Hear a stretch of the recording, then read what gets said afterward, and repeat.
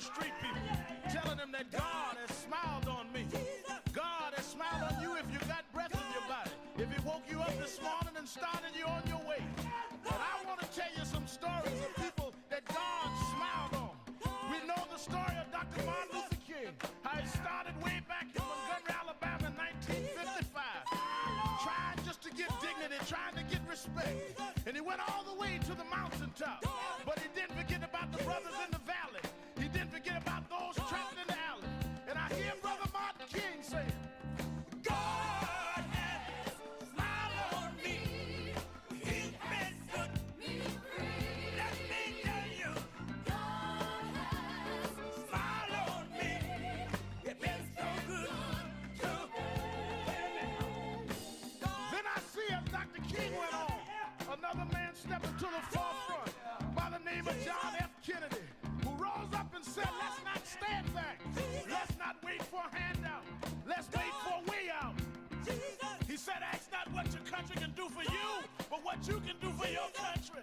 He said, don't us gravel and don't us moan, because God done smile on us.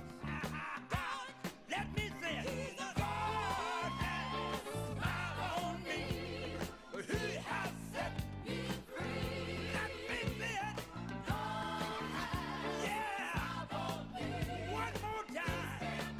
I want to say it real slow. I'll say God has smiled on me. He has set me free. Pick it up. God has smiled on me. I feel it. Then I went on by backstage at the Apollo Theater and I saw a man come out. They call him the King of Soul, James Brown. And James Brown said, Reverend, don't you worry. I started out as a shoe shine boy. I started out as a convict. I started out uneducated. But I learned to sing my song. And I sung it all over the world. I told him it was a man's world. I told him about the big payback. I told him Papa got a brand new bag. And all over the world, they can hear my voice. But Reverend, don't you frown. Don't you bow your head. Tell him what you told me, Brother Brown. I said, now God has smiled on me. He has set me free. Yeah. Oh, yeah. I want to scream, y'all. I want to scream, y'all. God has smiled on me. He has set me free.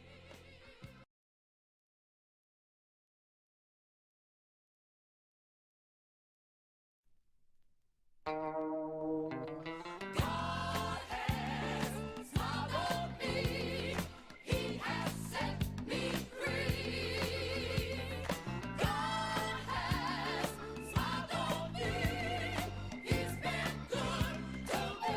Let me tell you, God has smiled on me. He has set me free. God has smiled on me. He's so good to me. Let me tell you, God has everybody on me. Sometimes He has set me free. I feel so good. God has smiled on me. Oh yeah. Good to me.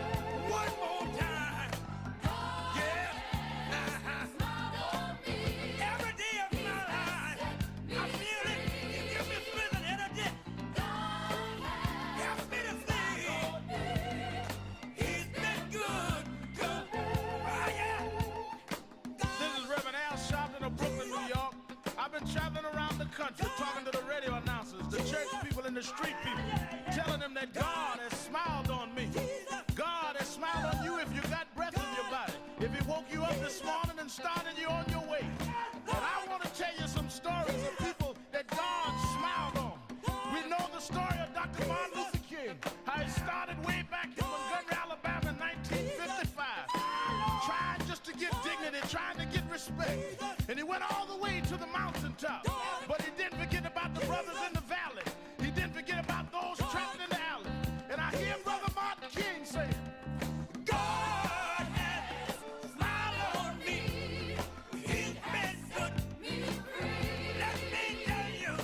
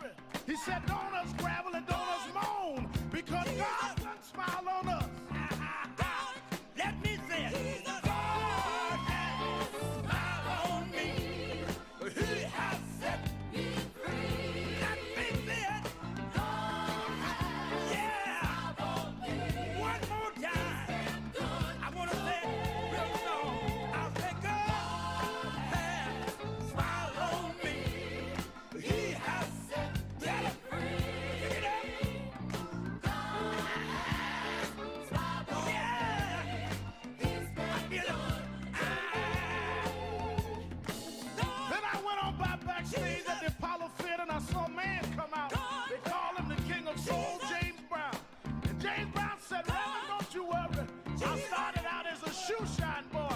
I started out as a convict. I started out uneducated. But I learned to sing my song, and I sung it all over the world. I told them it was a man's world. I told them about the big payback. I told them Papa got a... Reverend Al Sharpton, you can join in and call in at 1-877-532-5797, 1-877-532-5797, or you can go to the message board on a message page at our live stream at nationalactionnetwork.net. Like Cheryl J64 says, good afternoon, Reverend Sharpton. Thank you for everything you do. May God continue to bless you and keep you safe. Well, thank you, Cheryl. And I see the mayor, Mayor Rodney Jones, Queensbridge Houses, is in on the case on his job, which is the job for the people. Mayor Rodney Jones writes, good afternoon, my shepherd. Well, I look for him to greet me all the time. Let me finish by saying my opening that I still am outraged a day later how President Trump confronted President of South Africa with such, Cyril Ramaphosa is his name, with such absolutely bizarre admonitions about what is going on in South Africa. Now, South Africa, and it's admitted even by the president, has a crime problem. But the crime problem is not directed at any one group of people. And they're trying to say this is a genocide against white farmers. There's no evidence of that. The bogus tapes he showed doesn't say that. To have one or two people on a film saying we ought to slash white farmers' throats does not mean that's what the government of South Africa is doing, or the majority of blacks support that. You could get somebody to say something extreme here. That does not mean all blacks agree with whatever extreme they say. And you can get and have people extreme in all communities. But to give refugee status based on this baseless and absolutely bogus premise that there's genocide against whites in South Africa is absolutely outrageous. And as I said, if you are against people being hurt and harmed, President Trump, and you should be, and I should be, and everybody should be, but you have the power for refugee status, give it to people in Haiti, right here in this hemisphere. Not many miles south of Miami, Florida. You ain't got to go all the way to South Africa. And there is evidence galore, all kind of evidence to show that people in Haiti are now being controlled by gangs and are being killed, and government can't sustain itself. Why don't you help them be refugees? Or if you're going to Africa, why don't you go to Sudan, where there is an internal civil war that has cost tens of thousands of lives. It started in 94. I went over there in 94 and saw it myself. Then it calmed down. Now it's at fever pitch again. There's all kind of places you can go. No, you've shut down refugee programs, but opened it up for the white Afrikaners of South Africa. And you expect nobody to say anything. Well, I'm going to keep saying it because it's just wrong. It's a lie. I'm going to keep talking about the bill y'all passed in the House, and I hope it dies in the Senate. I'm also going to keep talking about how the Justice Department has pulled the civil rights investigations of local police in Minneapolis, where George Floyd was killed by a policeman, convicted in federal and state court, and two others. They've now pulled the investigation. And in Louisville, Kentucky, where Breonna Taylor was killed by the police officers going in the wrong house. They've also stopped consent decrees in various cities. So they're saying the policing is just leave them alone, let them do what they want to do. And that is unacceptable. And I don't know if you got this, but now the Pentagon, Department of Defense, has announced that the president and the U.S. has accepted this jet from Qatar that will be used by Trump once it is modified. And they're even saying that the modification may take 2 or 3 years, which means he won't even be president when the modification is in. Now, let's put this in proper perspective. If they're giving this jet to the United States, knowing that it probably won't be ready until Trump is out of office, and they said that they're giving it for 3.5 years, and then it goes to the Trump Presidential Library. So if they have already made what we would call, what I was growing up, the switcheroo, we're giving it to government long as our guys in, then we're giving it to the Trump Presidential Library, which means Trump can use it wherever they want.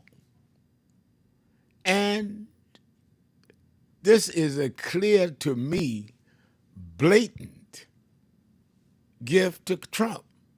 We're going to give it like we're giving the country something. It's going to your library in 3.5 years when we know you out of office. So rather than saying the president accepted a direct gift, we'll just paper it like it's going this way. I mean, what were we supposed to be, stupid?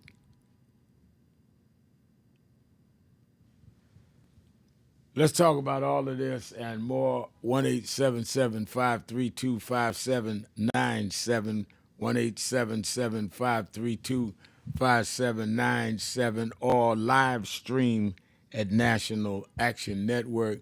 Let me say, by way of announcements, don't forget, watch Politics Nation with Al Sharpton live at 5 p.m. Eastern Time on MSNBC. And between the stopping of the consent decrees of police in major cities, and then the announcement about them dropping the investigation of police departments in Louisville and in Minneapolis, and then, of course, the whole question of the police and corrective behavior, now shown blatantly how Trump is saying they're throwing all that out.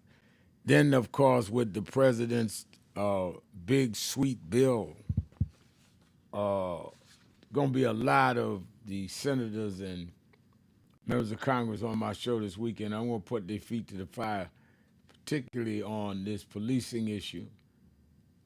It is the 5th anniversary this Sunday of the killing of George Floyd. George Floyd was killed 5 years ago Sunday. And Sunday morning, we'll be going to the cemetery in Houston, Texas, where we buried him. I did the eulogy at his funeral, at 2 of the funerals, and did the committal of his body at the cemetery. And you in the Houston area can meet us at the Houston Memorial Gardens at 2426 Cullen Parkway in Pearland. I was corrected yesterday. It's in Pearland, Texas, which is right outside of Houston. Be there 10:15. Stand with Philonise Floyd and members of the Floyd family. And we'll be there 5 years later to say we not only have not forgotten George Floyd. We're not going to let the world forget it, and we want that George Floyd bill. Then, of course, we'll deal with Philonis, and some of them will be on Politics Nation Sunday night. So watch Saturday and Sunday as I deal with the police reversals and, of course, the so-called big, beautiful bill that the president got through the House. Now the battle's in the Senate. Politics Nation, 5 p.m. Saturday and Sunday, MSNBC. Also, you that in the New York area, meet me or beat me to the Saturday Action Rally at the House of Justice, 145th Street and Lenox Avenue, 9 a.m. to 11 a.m. I'll be at the House of Justice on Saturday morning. I'm not leaving for Houston until Saturday after Politics Nation. So don't say, I heard Rev's going to Houston. Be with the Floyd family. I am after the rally and the show. And I'll do the show down in Houston.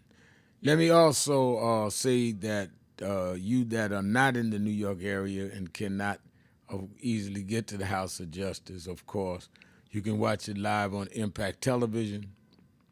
And Impact, of course, is the only black-owned national gospel network, TV network. Or you can watch it at www.nationalactionnetwork.net. Well, people everywhere I'm going is telling me now they're signing up to be with us in New York August 28th for the march on Wall Street. We're going to the private sector saying we will not go back. You can cancel DEI, do whatever you want. Those that do not do business with us. What do you mean by business with us, Reverend? Jobs, C-suite appointments, board seats, contracts with black businesses. Those that don't do business with us, we won't do business with you. We pulling our dollars. Be with us. We're marching in New York that Thursday from the African Burial Ground to Wall Street on the anniversary of the I Have a Dream March on Washington. Go to www.nationalactionnetwork.net, www.nationalactionnetwork.net, or call the toll-free number 877-626-4651, 877-626-4651, and sign up, and I'll send you every Friday the word on why we need the march on Wall Street. Let's take a break, and I'm coming right back, and I'm going to the phones. Keeping it real. Sharpton. Be right back. Who is Al Sharpton anyway? Who is this 33-year-old preacher without a church? A number of black New Yorkers as well. He is little more than a pudgy exhibitionist who can be counted on to show up, bullhorn in hand, at every racial incident.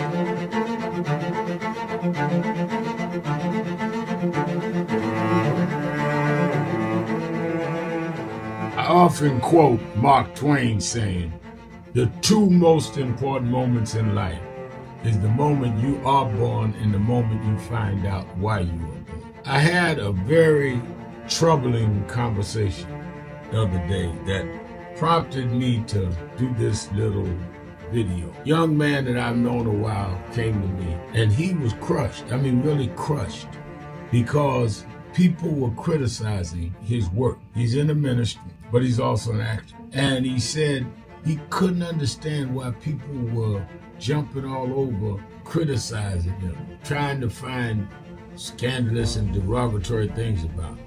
And I told him, I said, you know, you very young. You don't know the road I've traveled.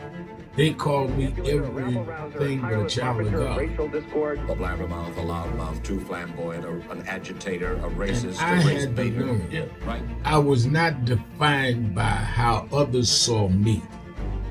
I was defined by how I saw myself and whether I was being true to myself. Some of you watching this don't like me.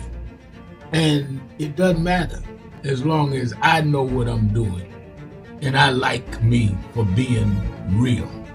So I'm doing this video to say to you, whoever you are and whatever you do, you may not be in ministry or social justice, none of this stuff, but don't live your life worried about opposition or people that don't like you. You can turn that around. Use me as an example. The same people that called me a scam artist, a con artist, a sellout, or racial hustler and all, I kept going. And the people I respected started respecting and publicly embracing my work. When Coretta Scott King, the widow of Dr. Martin Luther King Jr., had this to say about Al Sharpton. A leader who has protested injustice with a passionate, unrelenting commitment to nonviolent action in the spirit and tradition of Martin Luther King Jr. And I am talking about your leader, our leader, the Reverend Al Sharpton. The other thing that hasn't changed is the National Action Network's commitment to fight injustice and inequality here in New York City and across America. And that's not only a testament to Reverend Sharpton, it's a testament to all of you who are here tonight. First and foremost, to Reverend Sharpton. I saw him when he first came on the scene, and I have marveled at his tenacity, at the development of his intellect, and his devotion to our movement, and much he has contributed to the world we are experiencing. I am honored, and I must say that when I had my debate with Dr. King on the issue of the church and religion, he didn't warn me that after his departure, his space would be filled by another preacher, and that preacher would be Al Sharpton. All you want in life is people that matter to you to say you did all right. And more important, that you can look in the mirror and say you did all right. Thank you, Rev. Thanks for that introduction. Look, we've known each other for a long time. I'm grateful not only for your leadership and partnership, but quite frankly, more importantly, for your friendship. And thanks to all of you, members of our nation's most important civil rights organization. You have been, over all of your years, such an extraordinary leader. You are a voice of truth, a voice of conscience, a voice of practicality around what we must address and what we can do. And I thank you so much for your friendship. I remember that most of the youth around Al's age, he was about 12, wanted to be like Connie Hawkins, a great basketball player, legend, or Earl the Pearl, or Clyde Frazier. Al wanted to be like Adam Powell, a powerful preacher with a social justice gospel. He was very close to, at that time, to Reverend William Augustus Jones, powerful preacher and social justice advocate, and Reverend Gardner Taylor State right down the street, and Bishop Washington, whose church he came from, and Reverend Sandy Ray. He wanted to be like these giant preachers. He wanted them to have the edge, however, of the King's social justice dimension. He wanted to be like them. Now he's one of them. Perhaps taller than most of them because of the risks he has taken and the reward God has given him with his gift. I remember so well that I first escorted him to jail. He was around 13 years old. Went to jail fighting the ANP. He was in the lineage of our struggle. He grew up in it. We didn't just see him on TV one night. He didn't happen. He came bottom up, not top down.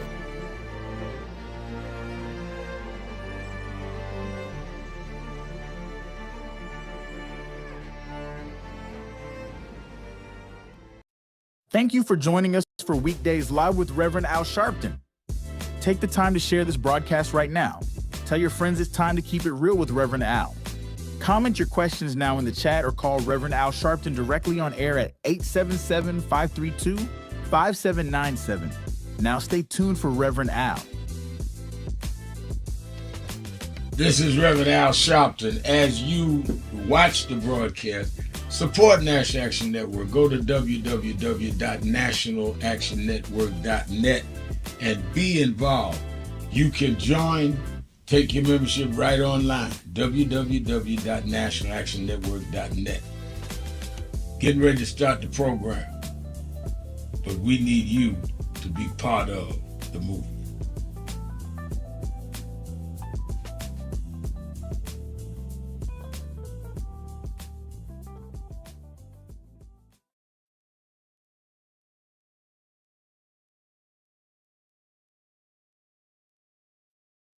This understanding of building upon the foundation left by previous generations. But I think you've mastered that, Rev. You've mastered building upon it, but also getting the current generation to understand the importance of when you accept a baton, to whom much is given, much is not only required, but much is expected. And you do it yourself. That's why most of the people on our national staff here at National Action Network is under 40 years old. You just turned 41. Most of them. Because I believe in trying to nurture and give young people a chance, because that's what you should do. And they're going to make mistakes. I made them. But then, Reverend Al Sharpton, and we're back. 1-877-532-5797, or to the message page at nationalactionnetwork.net live stream. Matter of fact, let me go to Emmanuel Murphy on the message page. It's saying, Reverend Al and loyal listeners, well, I said when BMG, Big Money Grifter, he calls him BMG, Big Money Grifter, Trump, got elected, it would be bad until it gets worse. Are we there yet? Are we there yet? Early this morning, GOP passing the budget. I think that we are clearly getting there. Jesse Johnson is saying, Reverend Al Sharpton, I like to look at your show, Politics Nation, every weekend and Saturday and Sunday and Saturday morning at NAN. Well, I'm glad you with me. Stay with me, Jesse. We're trying to get done what we can get done. And Leah, is that Leah or Leah Cargie? It says, amen, thank you, Reverend Al Sharpton. Continued success and blessings to you and your family. Well, I need them. Keep me in your prayers. Let me go to the phone. Let me go to Rachel in Brooklyn, New York. Rachel? Hi, Reverend. Hi. Hi. Okay, I'm going to talk to you about a couple of things, and I know I'm trying to be quick so that I don't, hog up airtime. But number one, I'm born and raised in Brooklyn, but my family's from Haiti. And the last time, unfortunately, that I was in Haiti was in 2014, because Haiti now has so many guns and gangs and stuff we've never had. My parents are from Haiti. I used to go to Haiti twice a year all the time.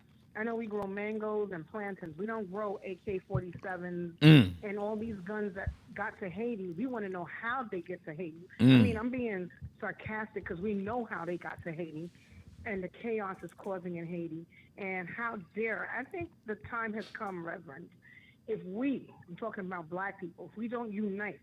Monday was Malcolm X's birthday, and I was in Harlem with the December 12th movement and another pastor from NAN. I saw him.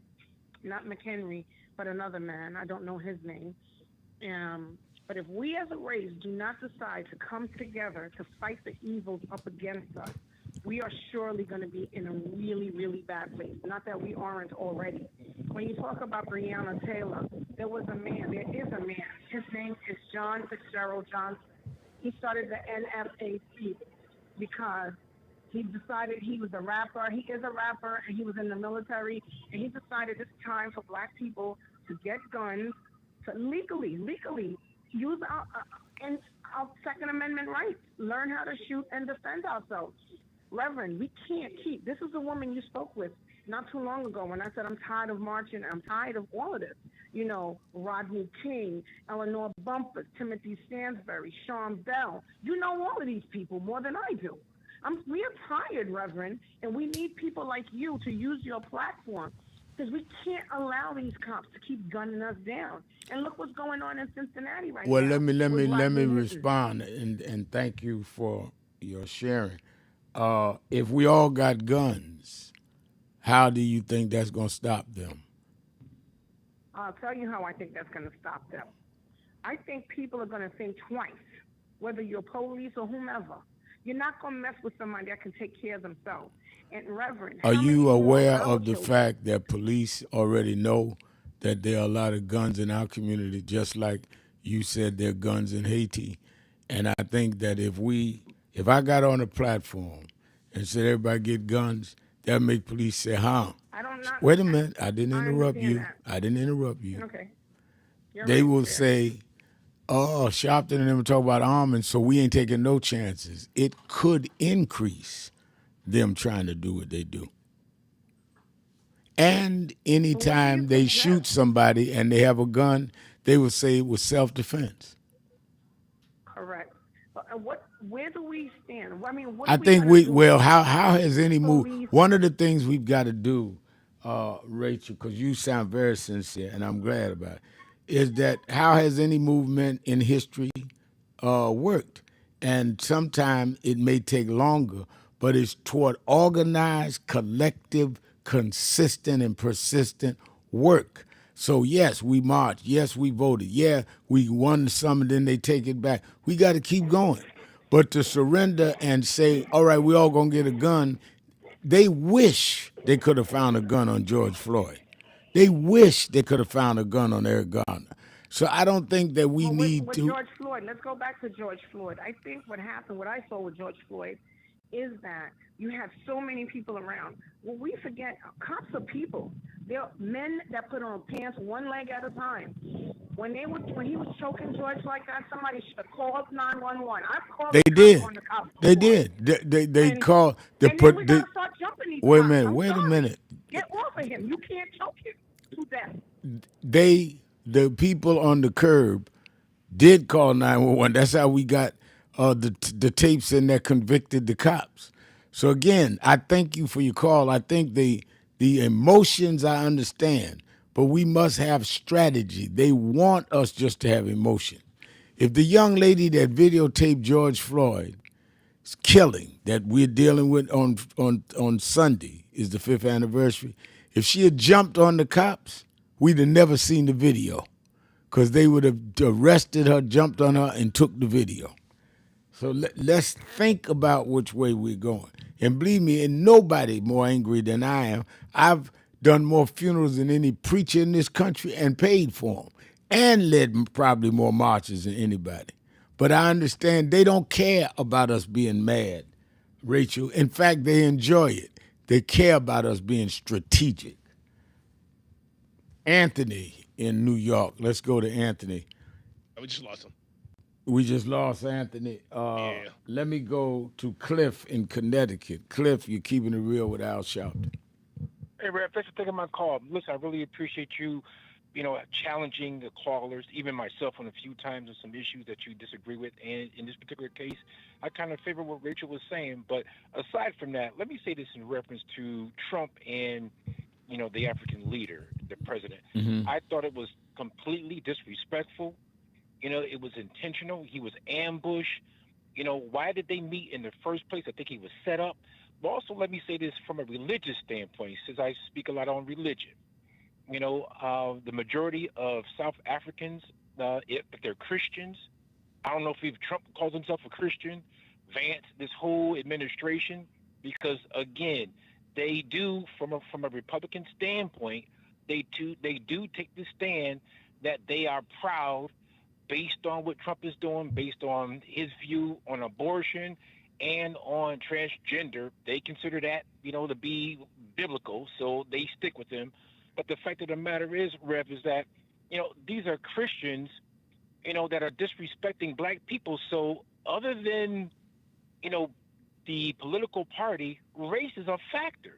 Race and color is a major factor, and it's global. So this white racism, what I call it, it's a global phenomenon, and so what we're seeing, Rev, is just a injustice, misuse of power, with their Christianity, and it's based on racism. And it's definitely based on racism, and it's based on a perverted sense of what Christianity is. Because if you're a real Christian, from my point of view, you can't be a racist.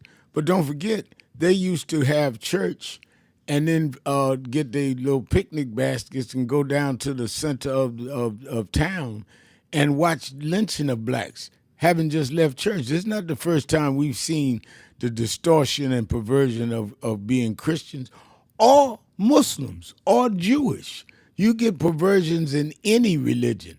That does not mean that's the tenets of the religion. But thank you for your call. Let me get ready to take my break. We'll be right back. More of you on the phones, 1-877 532-5797, or you can go to live stream at nationalactionnetwork.net. Keeping it real. Sharpton. Be right back.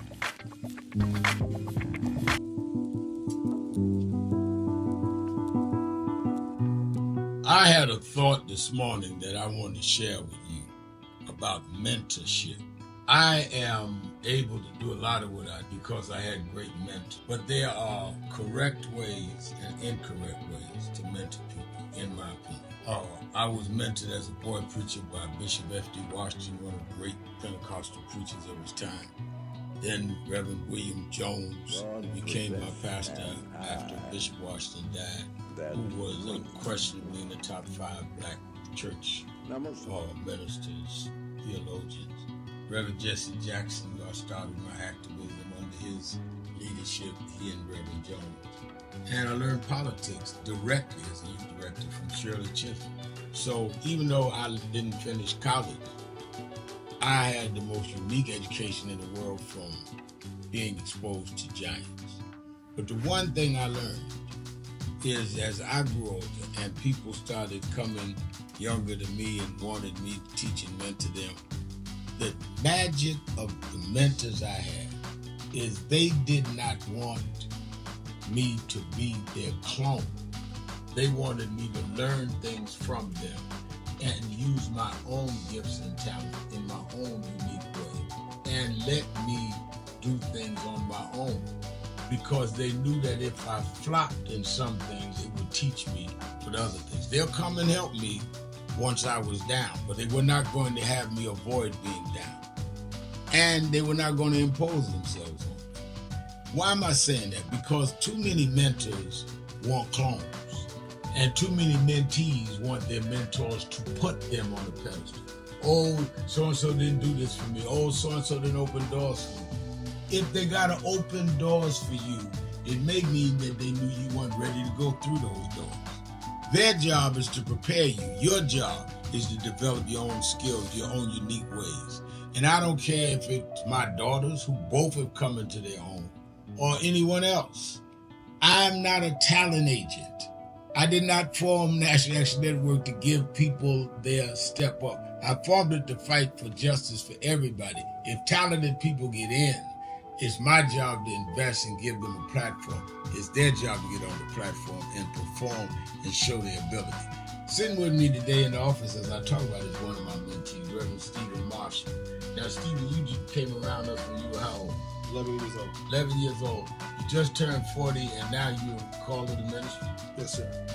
And what do you do in National Action Network? I formulate policies, lead in various regions, but most importantly, I senior advisor to you on all things from social justice strategies, politics, intergovernmental affairs, you name it, community organizing, all of that stuff. And I could go through scores of others. My daughters started Huddle. They got Huddles now, which is for young people to meet once a week all over the country. I just saw the video from the Las Vegas National Action Network chapter.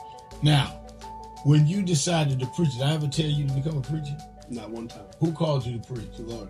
All right. And did I say go to this school or that school? No, sir. Did I open this door, that door? Did I tell you be ready when the doors open? Always be ready and prepared. And that's what I'm saying. Get you some young people than you that you can help along the way. But don't be their talent agent. Their talent must speak for themselves. And anybody that grumbles with you about so-and-so didn't do something for them, maybe it's because they didn't feel you were ready, or that they felt if they did it, you wouldn't do it on your own. But we all don't live forever.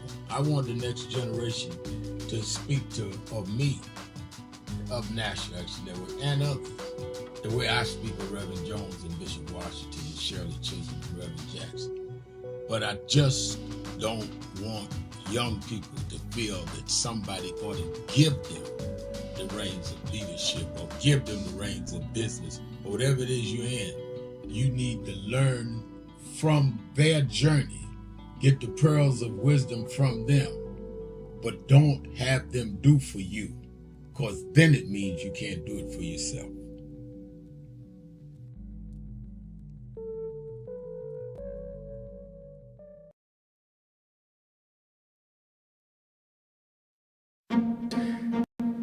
at the story, we celebrated Good Friday and Easter just a couple of weeks ago. Well, there's a message in that. I heard a preacher talk about this the other week. The thing that people forget, I want you to keep this in mind, is they crucified Jesus. Those of us that are Christian believe they hung him on a cross, maligned him, mocked him. Wasn't enough to nail him, they mocked him, saying if you be the king of the Jews, step down and deliver yourself. Mocked him.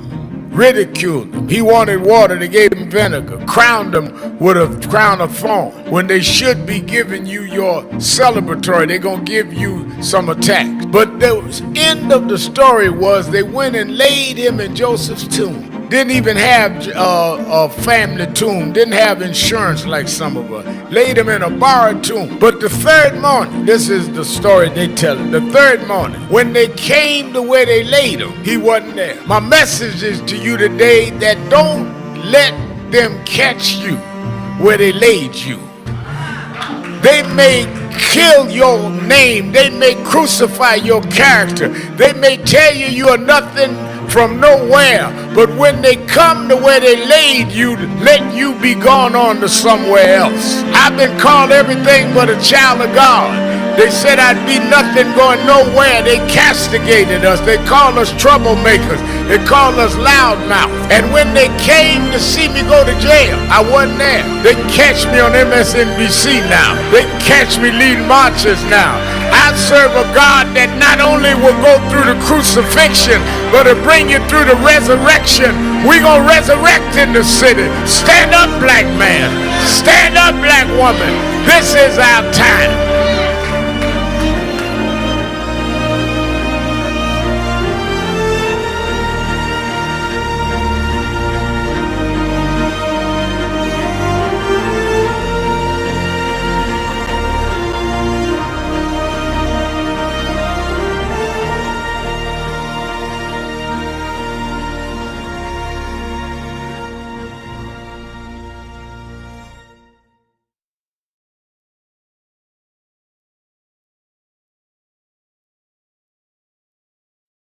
You got to be the new thing. This is not about likes on Facebook. This is about changes in our society. We got a hostile bigot in the White House, and we don't need a popularity contest. We need people that are grounded and rooted in this and gonna fight with all they got. Jesus went up on the mountain and told his disciples. Reverend Toon said, y'all pray with me. They went to sleep. And when they looked up, they say that he had gone up on the mountain. They turned transfiguration. Is that in the book?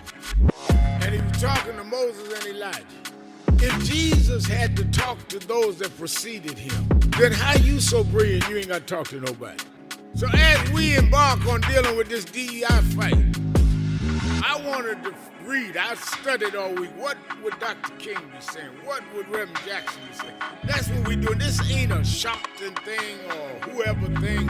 This is a thing in continuity. If Dr. King can shut down the Montgomery bus boycott when we couldn't even ride the front of the bus, if Jesse Jackson could take on major corporations before we had cell phones, then we in our day can take these companies that want to say no DEI and shut them down because we come out of a tradition and a lineage that can do that.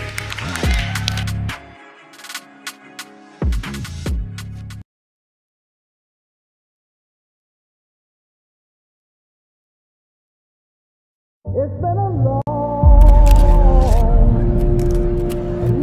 time coming, but I know 1968, Dr. Martin King was killed in Memphis, Tennessee.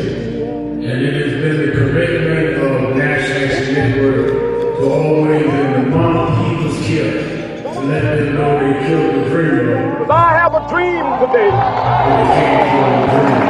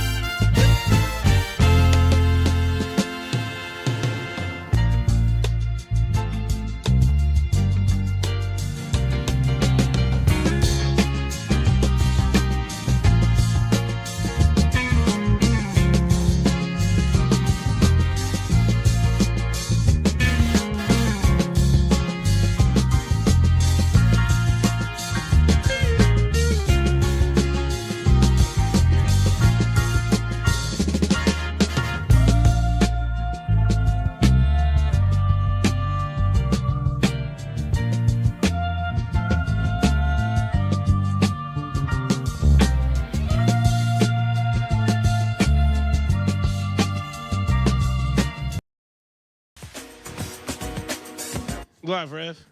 Keeping it real, keeping it real. I'm your host, Reverend Al Sharpton, and we're back. 1-877-532-5797. 1-877-532-5797. Let's go to my activist extraordinaire in Chicago. I'm glad that I'm hearing from her because I trust her word and counsel.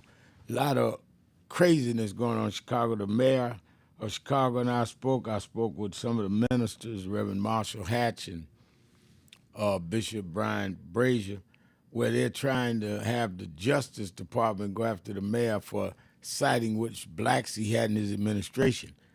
And that's only showing that he has a diverse administration. I remember when I was a kid, started going to Chicago, and Mayor Daley, Richard Daley Sr. was in, there was no blacks at all. It didn't show any diversity. That's not saying he's biased against anybody. So, Pam, what's going on in Chicago? Pam? Oh, Reverend Sharpton, thank you. There is a lot going on. First and foremost, Reverend Sharpton, and I'll start here in Chicago. So, yes, Mayor Johnson is under attack for really implementing equity.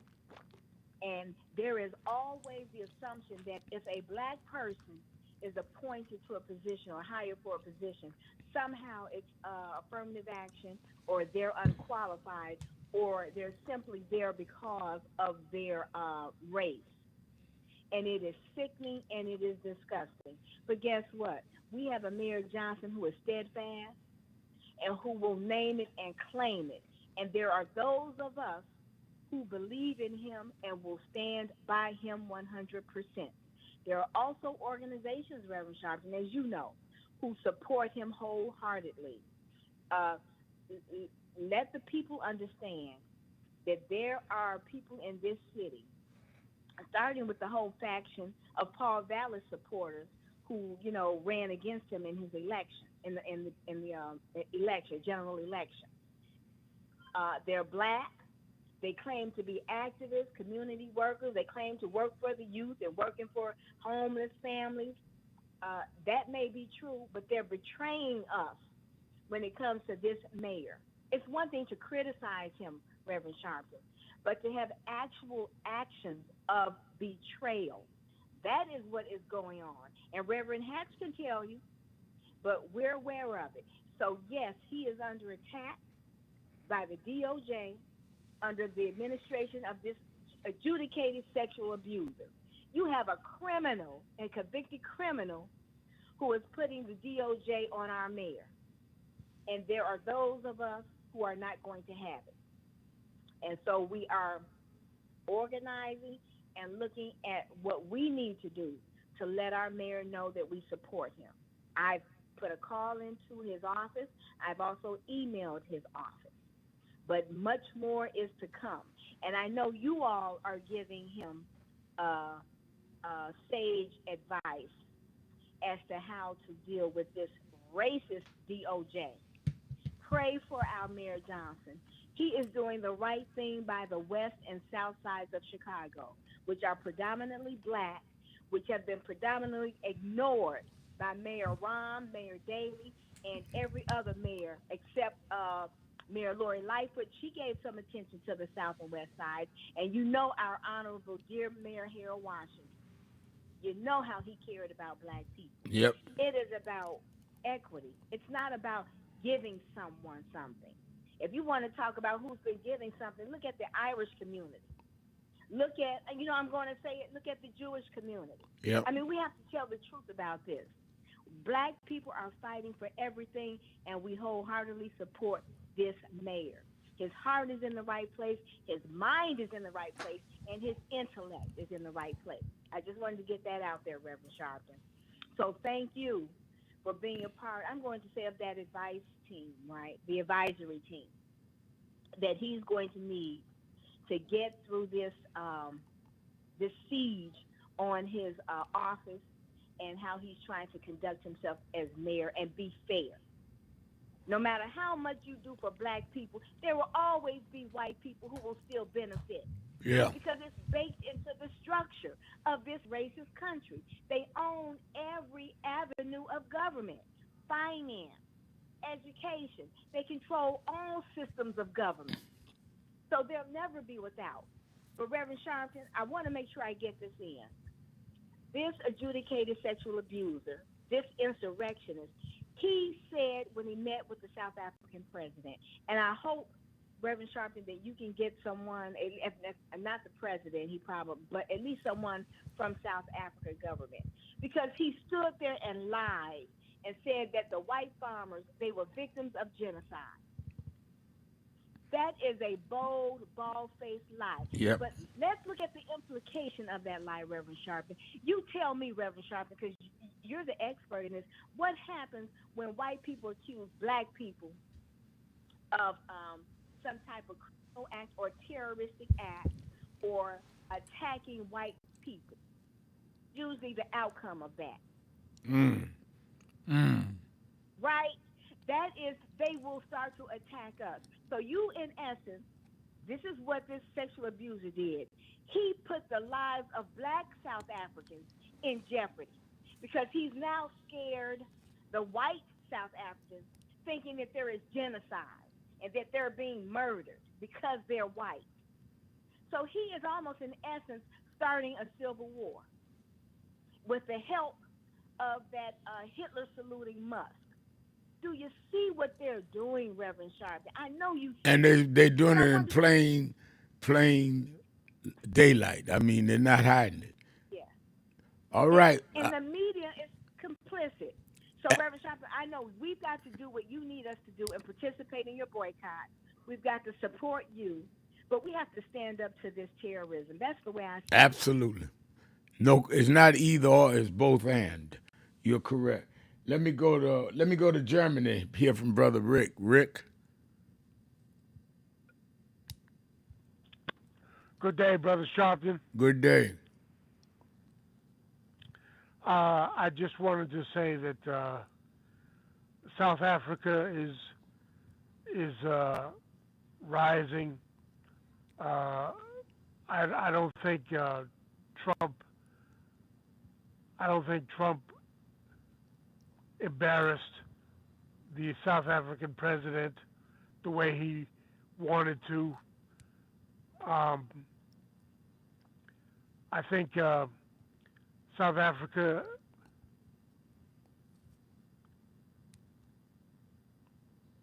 Hello? Did we lose Rick? I think we lost the connection. Yeah, I think we lost him too. He's still up, but we lost him on his end. Yeah, we lost him. All right, we lost him. Let me go to Raj in Cincinnati. I'm sorry, in Cleveland, Ohio. Raj. Hey, Rev, how you doing? I'm doing well. How are you? Okay, thanks. Hey, I think that we shouldn't, at least I'm not going to do it, refer to this bill that Trump is calling beautiful as that because, knowing him, we know how he is. He's using that in antagonistic terms to mock the very people who he intends to hurt with this bill. And so I'm not referring it to under his terms. But, also, if he can't prove, if this thing goes all the way through, if he can't prove that the money that he's cutting out of Medicaid and the social services that went to balance the budget, then he should still be held liable for that, even if he's no longer in office, no matter how many years it takes. And he should be held criminally liable for that, or because it's still theft. However you look at it, and it's misrepresentation. When you look at it, with its intention and everything. Well, it is really what they call self-dealing. And I think even that, and when he's out of office, he no longer has immunity. I agree with you on that. Thank you for your call, as always, Raj. Let's take a break.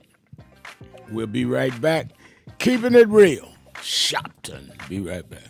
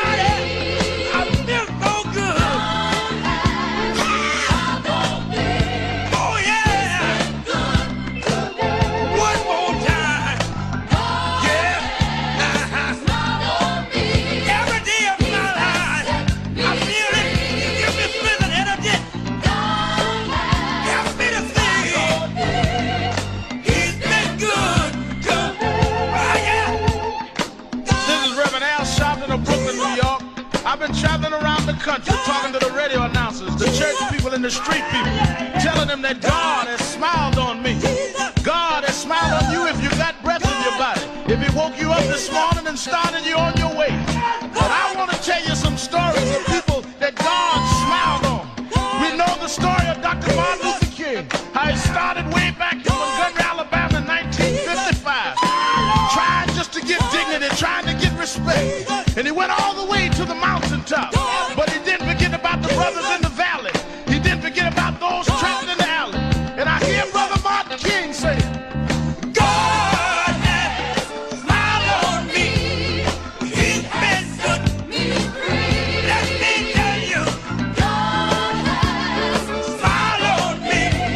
It's been so good to me. Then I see as Dr. King went on, another man stepped into the forefront by the name of John F. Kennedy, who rose up and said, let's not stand back. Let's not wait for a handout. Let's wait for a way out. He said, ask not what your country can do for you, but what you can do for your country. He said, don't us gravel and don't us moan, because God done smile on us.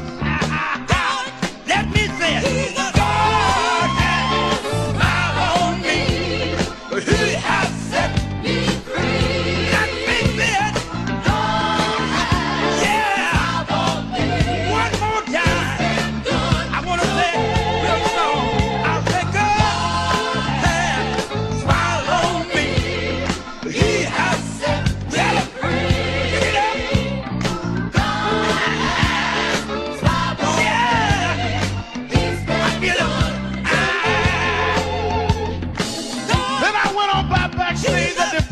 And I saw a man come out. They call him the King of Soul, James Brown. And James Brown said, Reverend, don't you worry. I started out as a shoe shine boy. I started out as a convict. I started out uneducated. But I learned to sing my song. And I sung it all over the world. I told him it was a man's world. I told him about the big payback. I told him Papa got a brand new bag. And all over the world, they can hear my voice. But Reverend, don't you frown. Don't you bow your head. Tell him what you told me, Brother Brown. I said, now God has smiled on me. He has set me free. Yeah. He has set me free. God has smiled on me. It's been so good to me. Then I went home and I told my mother what Brown told me. And she said, son, even though we don't have much, we don't need relief, all we need is belief. And she said, he didn't tell you no lie, because the Lord will take care of you. God sits high, but He looks down low. And every time you get discouraged, every time you're burning down, all you have to do is think of the things that God made a way for you and look toward the heavens. Lift your eyes to the hills and say, God, God, God, don't smile on me. Now then, the God has smiled on me. He has set me free. God has smiled on me. That has been so good to me. Yes, He has. I say,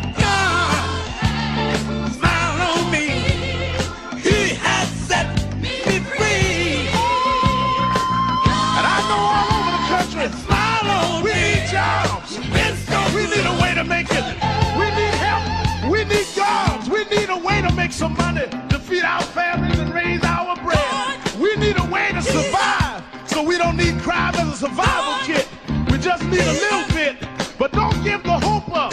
Don't lose the faith, because God will smile on you. God will give you the strength. God will make a way for you. Adam Clayton Powell said, keep the faith. Keep the faith, baby. I hear Robert Kennedy saying that it's not the dream of, but it's the dream that'll live on forever. Just know that God will smile on you. Dr. King had a dream. Dr. King said, I went to the mountaintop, but I didn't stop there. I looked over and saw the promised land. I hear Brother Malcolm saying, don't sit on the stoop. Stand up and be a man. Respect yourself. Be somebody. Then I hear the brothers in the Hispanic community say, I'm going to stand up and be a man. I'm going to do the best I can. I had a reaper say, I don't care what time you come home, but just give me some respect when you get there. God has smiled on me. He has set me free. God has smiled on me. You've been so good to me. Sit down. And as we move on in history, let us remember that if we look to God, God has the answer to all of our problems. God is still the same God He was years ago, and we can still make it. We can still hold on like Frederick Douglass did. We can still keep him on like Martin Luther King did. We can still ride on the way everyone that made it did. They didn't have much, but they had a whole lot of faith. They didn't have money, but they had a lot of determination. We know that God will look out for His children, that God will make a way out of no way if you just keep the faith and refuse to lose. And God will make a way, because God's children don't have color. God's children just have will. And I can still hear somewhere in my mind James Brown say, God has smiled on me. He has set me free. Let me say that. Yeah, Lord. Yeah, Lord. Yeah,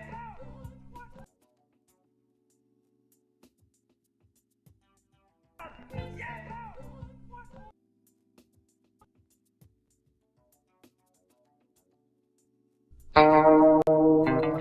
God has smiled on me. He has set me free. God has smiled on me. He's been good to me. Let me tell you, God has smiled on me. He has set me free. God has smiled on me. He's so good to me. Let me tell you, God has smiled on me. Sometimes He has set me free. I feel so good. Oh yeah. One more time. Yeah. Every day of my life, I feel it. You give me strength and energy. Help me to sing. He's been good to me. Oh yeah. This is Reverend Al Sharpton of Brooklyn, New York. I've been traveling around the country talking to the radio announcers, the church people, and the street people, telling them that God has smiled on me. God has smiled on you if you got breath in your body. If He woke you up this morning and started you on your way. But I want to tell you some stories of people that God smiled on. We know the story of Dr. Martin Luther King, how he started way back in Montgomery, Alabama in 1955, trying just to get dignity, trying to get respect. And 532 5797 532 5797 Twitter.com, The Rev Al, Twitter.com, The Rev Al. Adams Jones off there. Let us go to our live line as we have, this is always on Thursday afternoon, Policy Wonk Day, where we get into the policies with our own policy wonk expert on policy. And I don't say that being facetious. I mean, that is what she does. She's one of the top policy thinkers in the country, among other things. And she's the CEO of the Protestant Welfare Agencies, as well as the vice chairman of the board, National Board of National Action Network, Attorney Jennifer Jones Austin. How you doing, Jenny?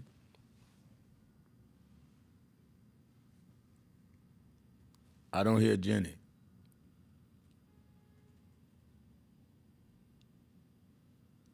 Well, that was my error, sir. I didn't realize that I had the mute button on. Didn't realize that. I'm here. Good to be with you. All right. Just trying to do my part. Good to have you with us. Two things before we go to the phones, and certainly hear from everyone. One, the attack on the two young people coming out of the Israeli event last night. You know that a group of us, including the mayor and Pastor Al Bernard and Jewish leaders, condemned it this morning. And the idea, and I learned this from your father, who was one of my mentors, that we've got to condemn violence against anybody based on who they are, because then you justify people coming after us. But the rise of this back and forward between anti-Semitism and Islamophobia, because I denounce both, because it's just as wrong to be anti-Arab and anti-Palestinian. I believe in a two-state solution. And I don't think either side gains by this kind of vicious and sensitive killing. Yeah, I think I'm reminded in this moment, and I've learned from my family, I've learned from you, but I'm reminded in this moment of that line that we were taught, the lessons we were taught when we were children. Two wrongs don't make it right. Right. Two wrongs don't make a right. I think that's how it went. Two wrongs don't make a right, and that's what happens when we see these types of killing. We have to first and foremost just always remember that every life, regardless of race, regardless of religion, regardless of nationality, regardless of sexual identity, every life is precious. And if we just we have to get to a place where we as a people, as a society, as humankind, center on life in and of itself being precious, whether it be in our own communities with gun violence. So no, we cannot condone the killing of two Jewish persons and somebody calling out, statements about the killing of Palestinian people. It's not a hand for a hand, an eye for an eye. That's just not it. That's not the way it should be.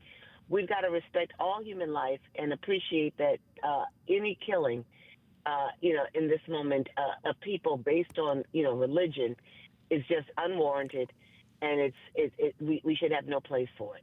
It's sad, it's tragic, but it's got to be all people. The second thing, and I've been talking about this for the last couple of days, but I wanted to ask you from a policy standpoint. When we see President Trump issue refugee status to 59 white Afrikaners from South Africa, and tries to have an exchange to, in many ways, embarrass, though I don't think he did, but he does, the president of South Africa, saying that there is genocide against white farmers in South Africa when there's no evidence of that. And he puts on a video of some one person who said we should slit their throats and all that, which you could put somebody on video today that says that about people in America. That doesn't mean all blacks are with that. The fact is that hidden under this whole thing is the fact that they have cut foreign aid to South Africa. That's why Ramaphosa, the president, was here. They cut foreign aid. They're going on this bogus, non-existent in terms of evidence about vigilantes against white farmers. Unfortunately, crime is high in South Africa. I've been to South Africa at least a dozen times. and it has escalated in crime. And most of the victims are black. How do we deal with the foreign policy angle of this as well as the refugee angle? Because I've been saying on TV this morning and even on the show in the first hour, is that if he wants to deal with refugees, why isn't he giving refugee status to people in Haiti in our own hemisphere that we know are being slaughtered? I mean, the gangs are running the country, people are being killed en masse, and they've frozen refugee status from everywhere else. You know, because at the end of the day, this is actually not about refugees. It's not about truthfully foreign affairs and foreign missions across the world. When you've stopped aid to African countries where you have people who are, dying, dying slow deaths due to famine and other, you're not really concerned about foreign missions and foreign affairs. Trump has actually halted, admissions for refugees, on the whole, but for some reason we've got to give it to 59 Afrikaners. This is really about what he's promised Elon Musk and the false narratives that they want to stand up. And, you've heard me. I've said to you, my little theory is, nobody gives away whatever Elon Musk gave, 200 million, 240 million, 300 million, however much it's been. I don't care how much money you have in the world. You just don't give that money away. And so there was a deal that we don't know the specifics of, but a deal was struck between Elon Musk and Donald Trump, right? For Donald Trump to get that money, for Elon Musk to put so much money into his campaign. And this probably was part of that deal to pursue this false narrative of Afrikaners being, at the risk of Africans, black Africans in South Africa. Let's put up all of this propaganda, use false narratives, and say we've got to give these people place and space to fulfill, mutual desires of both Trump and Elon Musk. This is not foreign missions. This is not foreign aid. This is just taking care of Elon Musk, paying the piper. No doubt about it. No doubt about it. It is clear that the foreign policy question was not even addressed because he was so busy trying to play games about this bogus stand of there was some genocide. Let me go to the phones. Janet in Baltimore, Maryland. Janet, you're keeping it real with Sharpton and Jones Austin.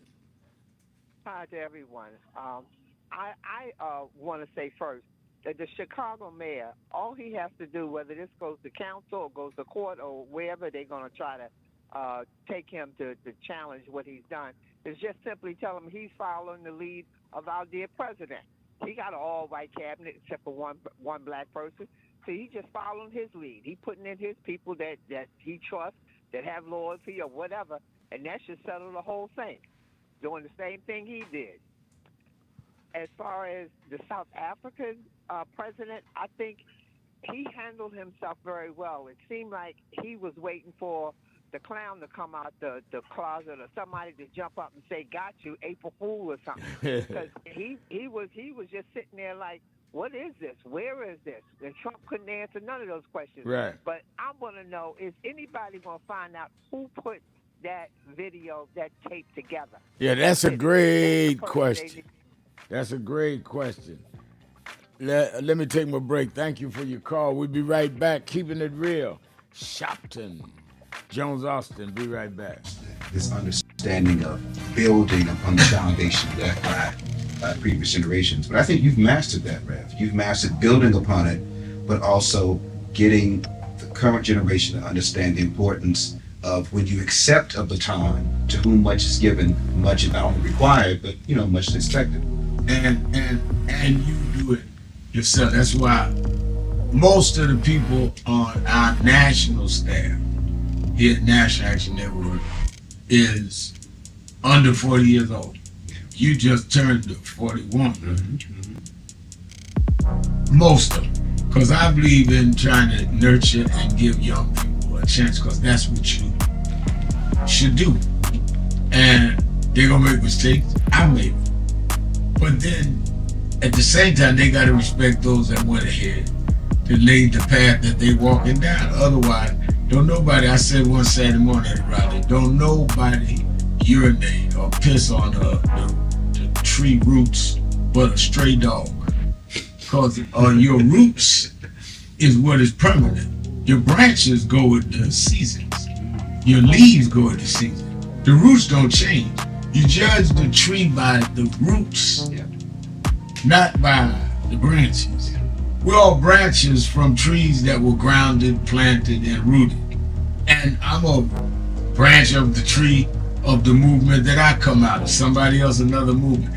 But how am I going to, all them guys ahead of me to know what they was doing? Well, I'm a branch on a tree. My life comes from the root. That's good.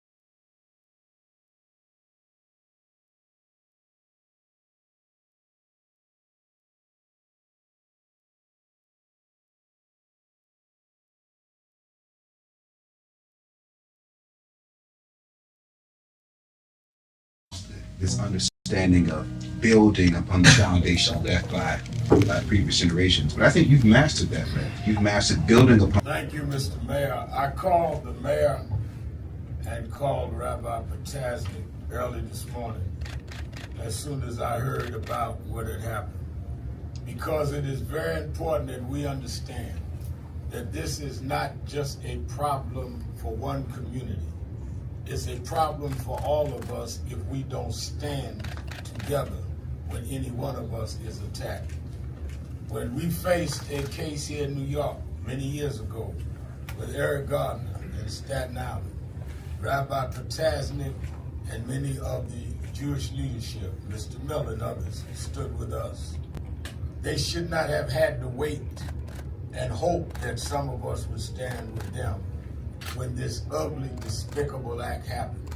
We may not agree on politics, but we must agree that we will not let hate and violence take anyone.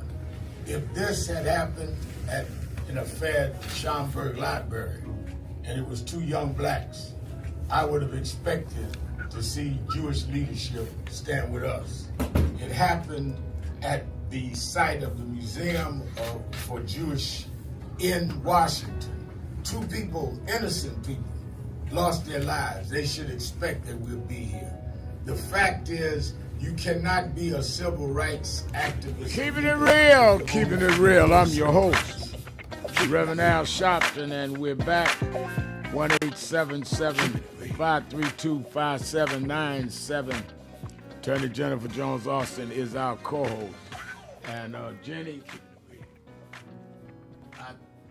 I think that, well, before I go back to the phone, let me read a couple of our people online. I see Manuel Murphy replying to Joanne Kemp, saying, Joanne, I never saw a film clip of Trump speaking out against apartheid. He never opened his mouth. Very good. And Dr. C.D.W. says Africans are built differently and they can recognize the lies a lot better than we can. All right, let's go to Miss Richardson in Chevy Chase, Maryland. Miss Richardson, you're keeping it real with Sharpton and Jones Austin. Yes, dear. Good afternoon. Good afternoon. No, Rev, Elon, we have to understand that Elon Musk since he was, he must have waves and waves, and I think you and Jenny would agree with me that he has enormous connections. You just seem to think so either in too much in generalizing or something, because this man has been read it in knows. He understands how these white type supremacist type people like the clerk, and I think the clerk probably has passed on. You're breaking up. You're breaking. Yeah, I can't hear her. have connections. I think you would agree with it. Oh, can you hear me now? Yeah, I hear you now. Yeah. Okay. No, you're breaking up again. And, I think y'all need to get a better connection. Let's come back to her. Get our direct connection straight. Let's go to Derek in North Philly. Derek. Reverend Al, can you hear me? Yes. Reverend Al, love, peace, blessings, and prosperity to you and your guests and to the world. I like the comment that was made, two wrongs don't make a right. And I can recall back in the 60s when we was having our own turmoil here in America with racial tension. Reverend Dr. Martin Luther King Jr. once said, and I'm trying not to mess it up, he said black supremacy is just as evil as white supremacy. So on that topic of what has taken place with these murders that have taken place with the Israel, the Jewish people, I like how you spoke on that, Reverend, now that something has to be spoken because they'll come after anybody for that matter. But speaking on yesterday, Reverend Al, with our president, I love the way how the South African president handled himself. And as a matter of fact, I believe that the reporter, the question that was asked was really directed towards Donald Trump. But the South African president stepped right up to the plate as far as I'm concerned. It made me feel very proud to be a black man. When he said the truth, and the truth is Donald Trump will realize that there is no genocide taking place in South Africa if he would only listen. And I think, well, you know, where I come from, Reverend Al, we call what Donald Trump did, we call it flim flam. We call it game. We call it capping. He just wasted that president's time with such a foolish film, such as. And the other thing, Reverend Al Sharpton, we have to realize right now that we have to take Donald Trump very serious because this is no joke. He has an agenda called the Agenda 47. I don't know if you touched down on that much, but the Heritage Foundation took highlights from his Agenda 47, which represented if he became president, this is what he want to implicate as the 47th president. And these things are, I see them beginning to take place as he seems to be strong arming and manhandling the Constitution of the United States, Reverend Al. Mm-hmm. Mm-hmm. And so I applaud you, Reverend Al. I met you years ago when we both were younger. I think I was about 18 here in Huntington Park in Philadelphia. And I was proud to meet you then, and I'm still proud to know you. I didn't always agree on your policies, but I think you're like you say, the real. Keep it real. And I appreciate you, Reverend Al. I appreciate you saying that. Peace, blessings, and prosperity. Love, peace, blessings, and prosperity, Reverend Al. I appreciate that. Thank you for your call. And let me go to Rufus in Savannah, Georgia. Rufus, you're on with Sharpton and Jones Austin. Good afternoon. Good afternoon. Yeah, Reverend Al, I wanted to talk a little bit about that spending, that little spending bill that they passed in the House. And I heard a gentleman make a very good point.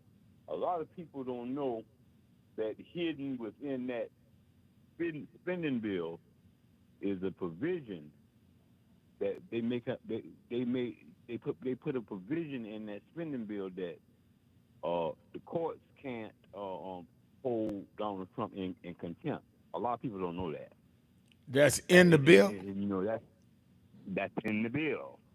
They setting it up. You know, like I say, this thing here is way deeper than a lot of us think. Man, I mean, we got to stand out there. We're going to have to stand out there and fight. The way this thing here going, this man got control over everything. And that provision is in there. Now, you know, when it goes to a court, they're going to say it's unconstitutional. But you know what Donald Trump going to do. Donald Trump going to do what Donald Trump always do, lie and flim-flam. And he's going to say, well, I'm going to do it anyway because the American people, the Congress gave me the power to do it. I don't care what you say. And that's what he's going to do. And he just setting it up for that. But that's in the bill where they can't, ain't no teeth in a contempt for him. There won't be no teeth in it. You know what I'm saying? Won't mean nothing. You know what I'm saying? Well, and it's sort of like... I'm gonna have to look for that. Jenny, are you aware of this? And give us your overview, Jenny, of the bill, period.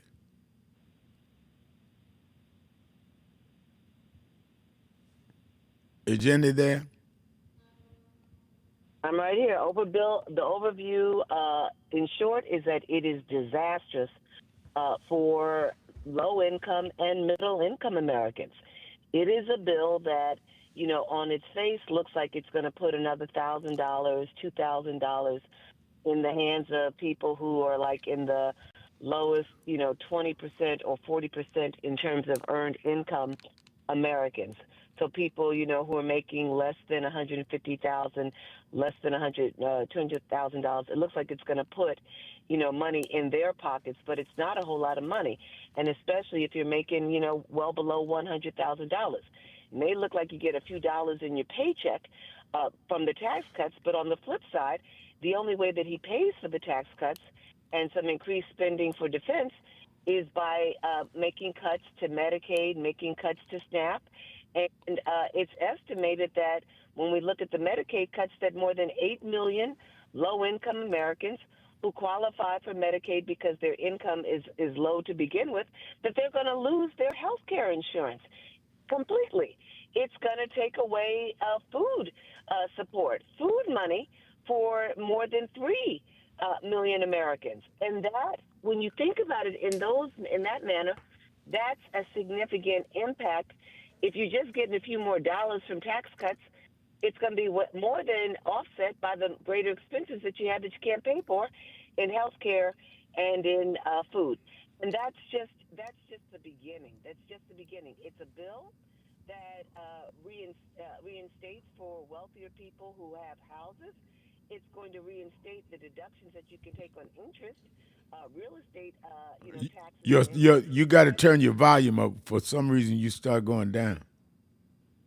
I'm not sure what's happening. That's but good. I'm That's saying good. that, I'm sorry about that, sir. I was saying that the bill is going to put money back in the pockets of people who own homes, which is a good thing.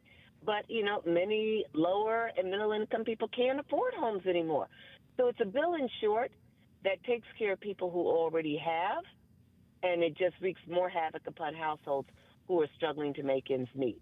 And yes, in this spending bill, there is a provision that essentially says that, those institutions that receive funding from the federal government, and courts do, and courts being one, cannot take action against the president if he's not abiding by an injunction, if he's not abiding by a court order.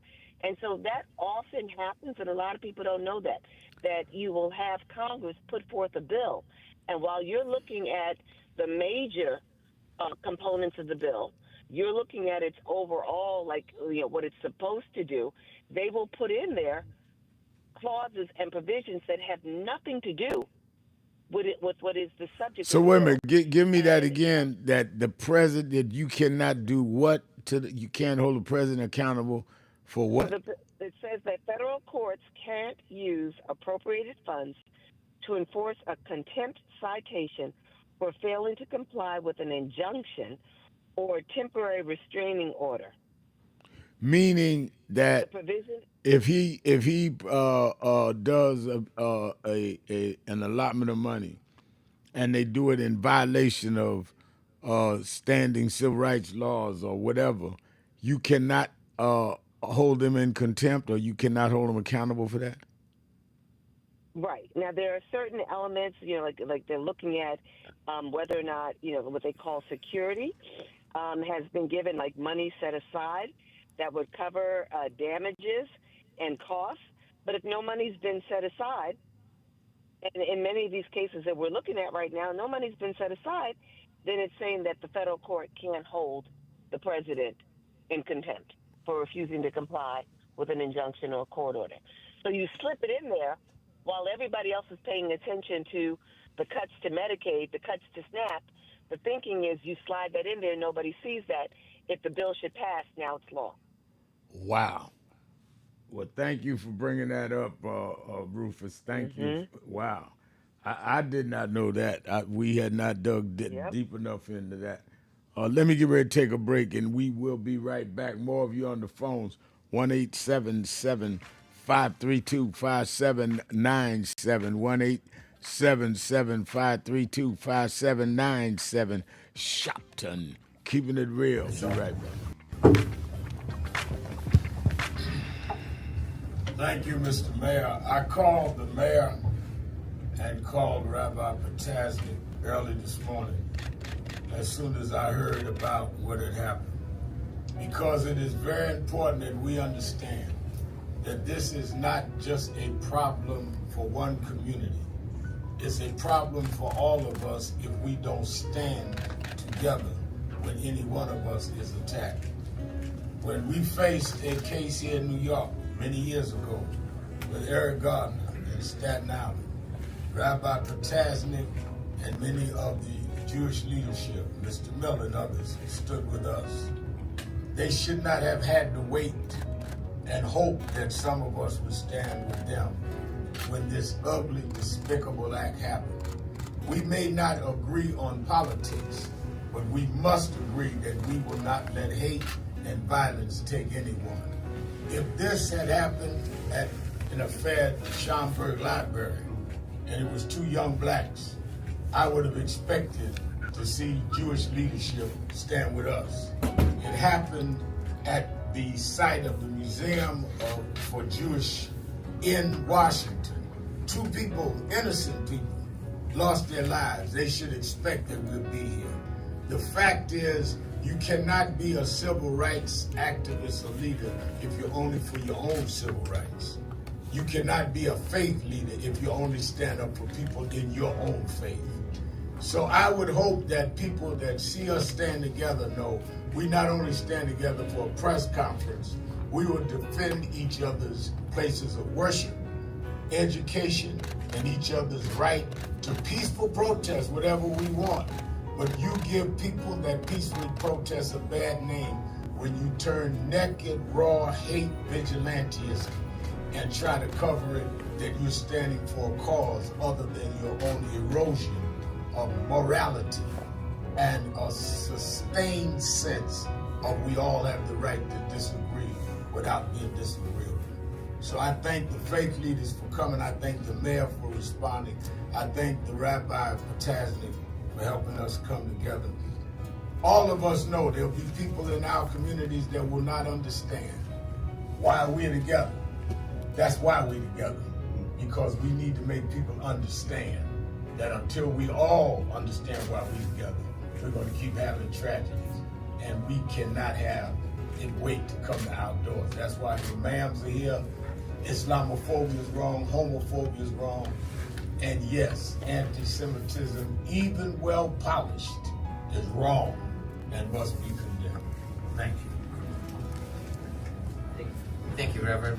I just want to thank everyone who's here behind us. Unfortunately, there's so many.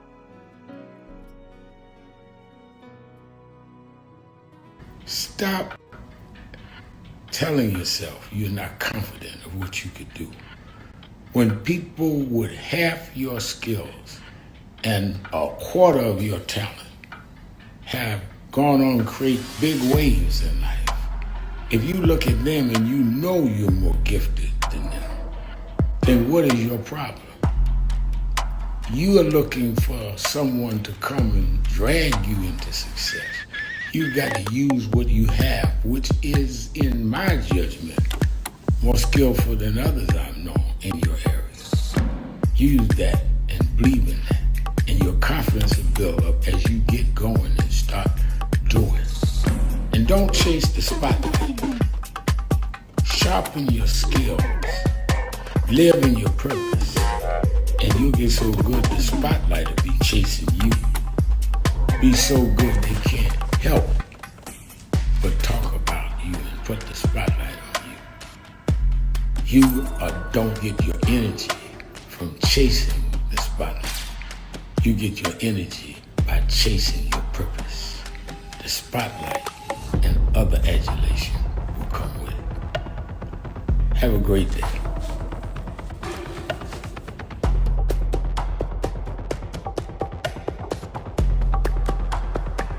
You got to be the new thing. This is not about likes on Facebook. This is about changes in our society. We got a hostile bigot in the White House, and we don't need a popularity contest. We need people that are grounded and rooted in this and gonna fight with all they got. Jesus went up on the mountain and told his disciples, Reverend Toon said, y'all pray with me. They went to sleep.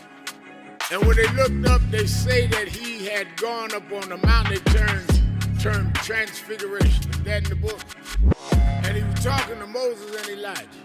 If Jesus had to talk to those that preceded him, then how you so brilliant you ain't got to talk to nobody? So as we embark on dealing with this DEI fight, I wanted to read, I studied all week, what would Dr. King be saying? What would Reverend Jackson be saying? That's what we do. This ain't a Sharpton thing or whoever thing. This is a thing in continuity. If Dr. King can shut down the Montgomery bus boycott when we couldn't even ride the front of the bus, if Jesse Jackson could take on major corporations before we had cell phones, then we in our day can take these companies that want to say no DEI and shut them down because we come out of a tradition and a lineage that can do that.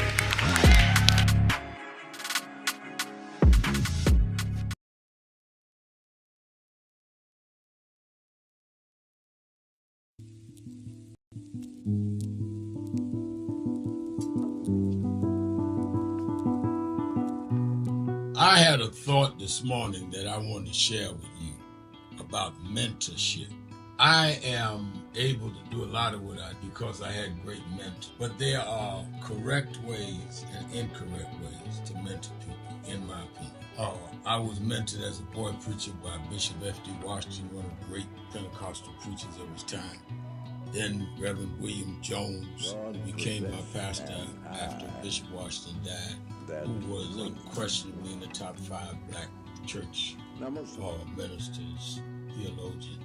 Reverend Jesse Jackson, who I started my activism under his leadership, he and Reverend Jones. And I learned politics directly as a youth director from Shirley Chisholm. So even though I didn't finish college, I had the most unique education in the world from being exposed to giants. But the one thing I learned is as I grew older and people started coming younger than me and wanted me to teach and mentor them, the magic of the mentors I had is they did not want me to be their clone. They wanted me to learn things from them and use my own gifts and talent in my own unique way and let me do things on my own, because they knew that if I flopped in some things, it would teach me for the other things. They'll come and help me once I was down, but they were not going to have me avoid being down. And they were not going to impose themselves on me. Why am I saying that? Because too many mentors want clones. And too many mentees want their mentors to put them on a pedestal. Oh, so-and-so didn't do this for me. Oh, so-and-so didn't open doors for me. If they got to open doors for you, it may mean that they knew you weren't ready to go through those doors. Their job is to prepare you. Your job is to develop your own skills, your own unique ways. And I don't care if it's my daughters, who both have come into their own, or anyone else. I'm not a talent agent. I did not form National Action Network to give people their step up. I formed it to fight for justice for everybody. If talented people get in, it's my job to invest and give them a platform. It's their job to get on the platform and perform and show their ability. Sitting with me today in the office as I talk about is one of my mentees, Reverend Stephen Marshall. Now, Stephen, you just came around us when you were how old? 11 years old. 11 years old. You just turned 40 and now you're called to the ministry? Yes, sir.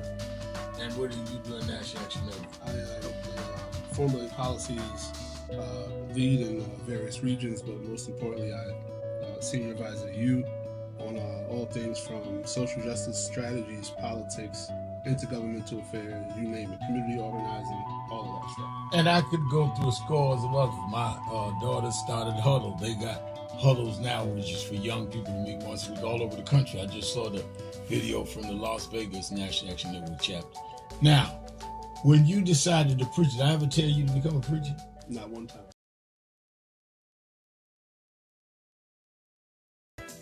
Reverend Al Sharpton, and we are back. 1-877-532-5797.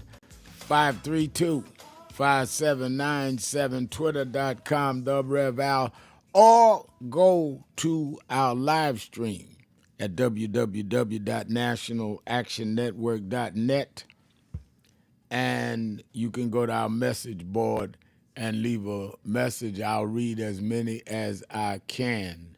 In fact, let me read Tanya, and attorney Jennifer Jones Austin is our co-host. Tanya Stovall, attorney Jones Austin, saying, it is sad that the spending bill to continue big tax cuts for the rich and crumbs to everyone else will have that I'll inform praising Trump for the extra crumbs. People will be praising Trump. He gives them a little cash, and they praise him for it while they give a tax cut to the wealthy. Frederick McLeod, is it McLeod or McLeod? McLeod. I'll get it one way or another. This is a dangerous bill when it's implemented in FY26, fiscal year 26. It's going to change the U.S. for future generations. What does Trump have on these congressional officials? The three that didn't vote gave a yes. And that is absolutely right, Frederick. And Kathleen Park says the poor and marginalized are going to have to unite and vote out these current Republican leaders that are not representing their economic self-interest. And that is right. You know, one of the things I'm hearing, Jenny, is people are waking up now understanding the power of the vote. And you and I have been saying all along, voting doesn't solve everything, but it solves some things, and it defends and protects us against some things. And you need to do that. And I think that a lot of people were in some ways instigated, incited by people saying voting don't do nothing, which is how Trump got in, and now starting to see, yeah, it does make a difference. I mean, you actually had people walking around talking about there was no difference between Trump and Kamala Harris. And where they at now? I mean, if you know anybody that told you that, you need to call them and ask them how you feel now. Absolutely. Well, keep in mind that the reason why so many of these Republicans are going along with Trump has everything to do with they believe that that Trump can influence voters to vote against him. To vote against them if they'll go against him. And what you've got to now appreciate is that many of those people who they're concerned about Trump convincing to go against them are actually people who are going to be hurt by this legislation. Many of them are from red states where Medicaid helps to pay for their health care, where food supports, help to pay for their food. These people are going to be hurt. But we're hurting. We're hurting already. And we have to remember that you have to let your legislators know if they go against you, they go against your best interest, again, not Trump's best interest, but your best interest, they're going to pay for it. If you sit back and you do nothing, then you are immaterial to them because the elected officials are constantly counting votes so that they can stay in office. You need to let them know where your vote is. No doubt about and it. it's not with Trump when he's trying to hurt you. No Shouldn't be. doubt about it. Let's go to Derek in Houston, Texas. I'm on my way to Houston, Derek, on Sunday morning. Yeah, I heard, Reverend Al. You know what, Reverend? When we was growing up, our mothers and our fathers used to always say there's nothing good going on after 12 and 1 a.m. in the morning.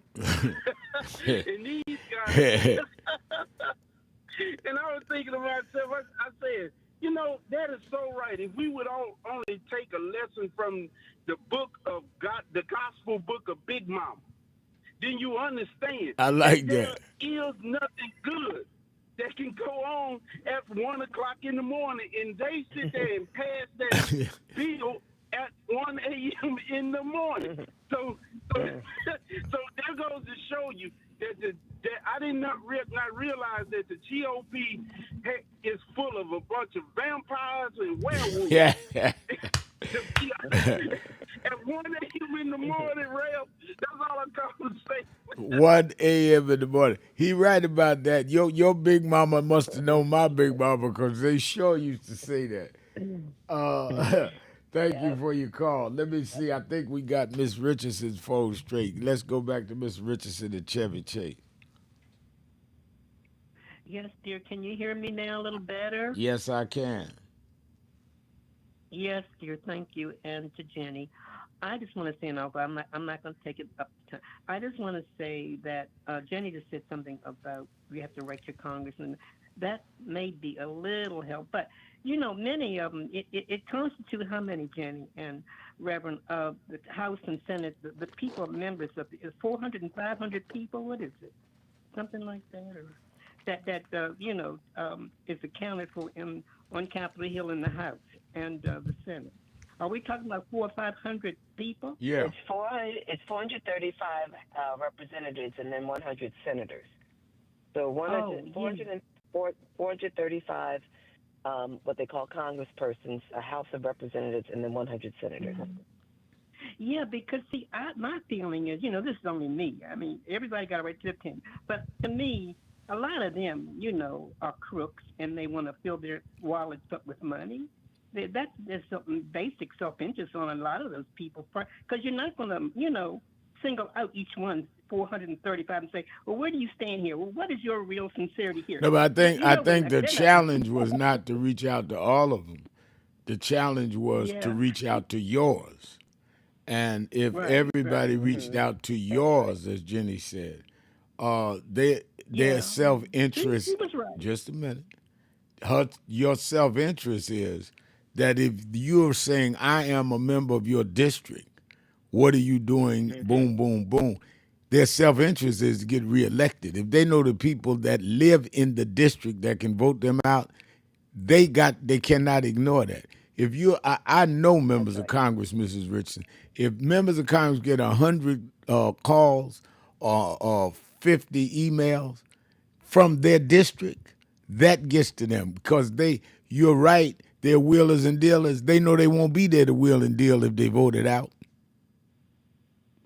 That's right. Yeah, you're right, Rev. I mean, that's why I say it's like a half-half thing. It looked like to me like we got crooks in it, we got sincerity people in it, but everything is so tangled up with this man in there, and this man is vindictive, and he'll stop at nothing to do the Medicare and Medicaid that way, and the poor people that need help.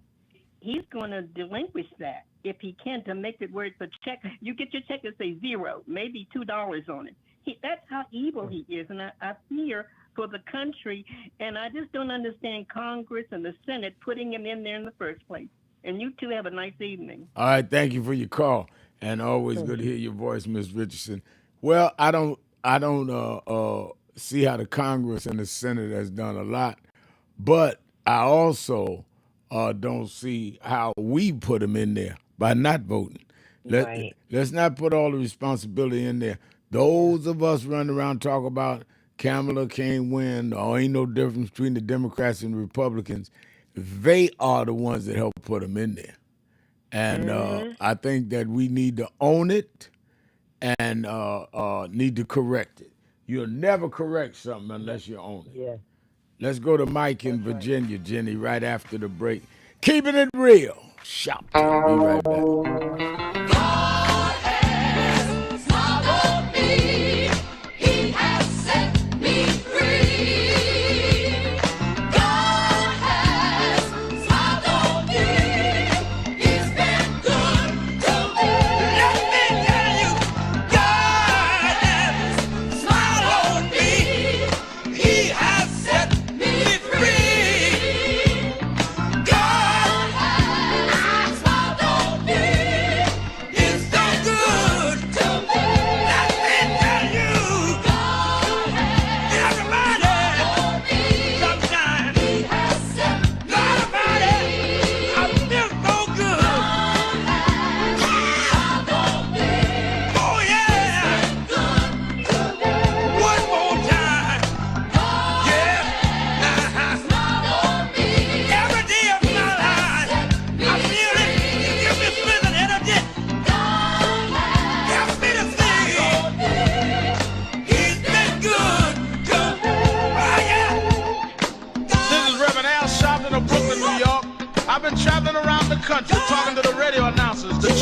in the street people, telling them that God has smiled on me.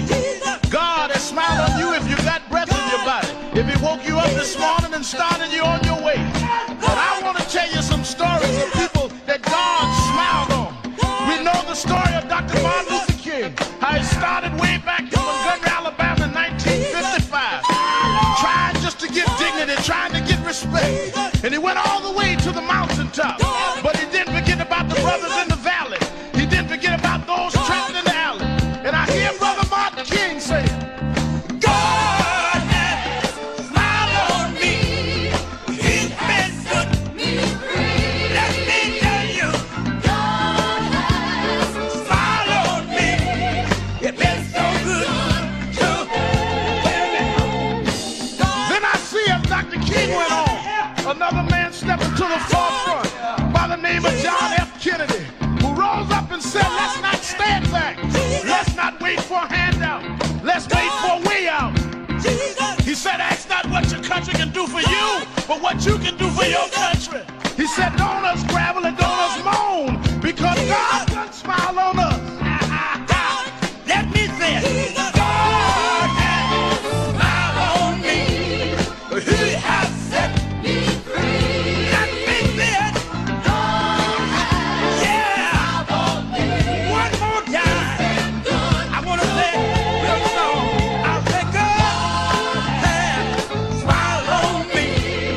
He has set me free. Get up. God has smiled on me. I get up. Then I went on backstage at the Apollo Theater and I saw a man come out.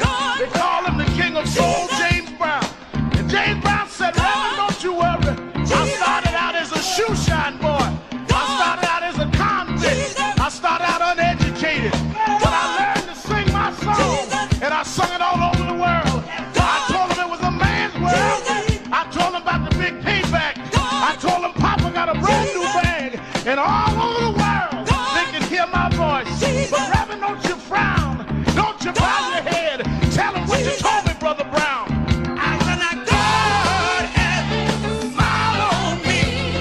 He has set me free. Yeah. He has set me free. God has smiled on me.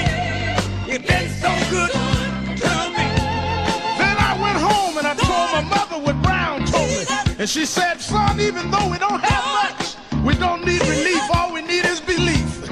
And she said, he didn't tell you no lie, because the Lord will take care of you. God sits high, but he looks down low. And every time you get discouraged, every time you're burning down, all you have to do is think of the things that God made a way for you and look toward the heavens.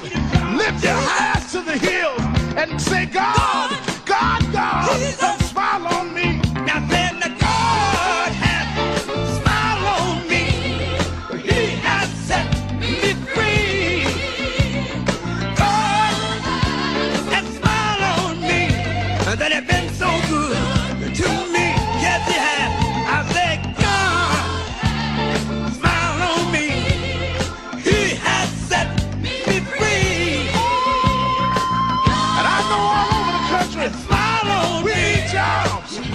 We need a way to make it. We need help. We need jobs. We need a way to make some money to feed our families and raise our bread. We need a way to survive, so we don't need crime as a survival kit. We just need a little bit. But don't give the hope up. Don't lose the faith, because God will smile on you. God will give you the strength. God will make a way for you. Adam Clayton Powell said, keep the faith. Keep the faith, baby. I hear Robert Kennedy saying that it's not the dream of, but it's the dream that'll live on forever. Just know that God will smile on you. Dr. King had a dream. Dr. King said, I went to the mountaintop, but I didn't stop there. I looked over and saw the promised land. I hear Brother Malcolm saying, don't sit on the stoop. Stand up and be a man. Respect yourself. Be somebody. Then I hear the brothers in the Hispanic community say, I'm going to stand up and be a man. I'm going to do the best I can. I had a reaper say, I don't care what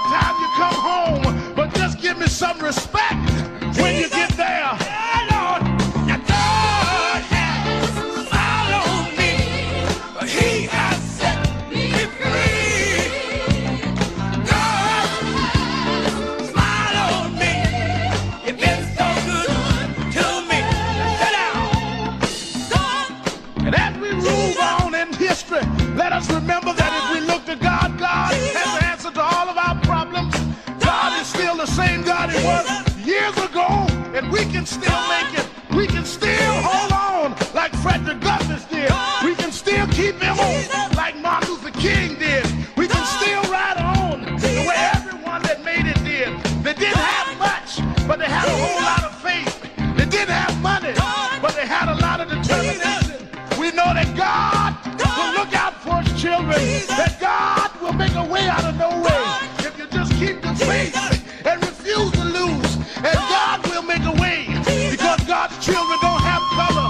God's children just have will. And I can still hear somewhere in my mind James Brown say, God has smiled on me.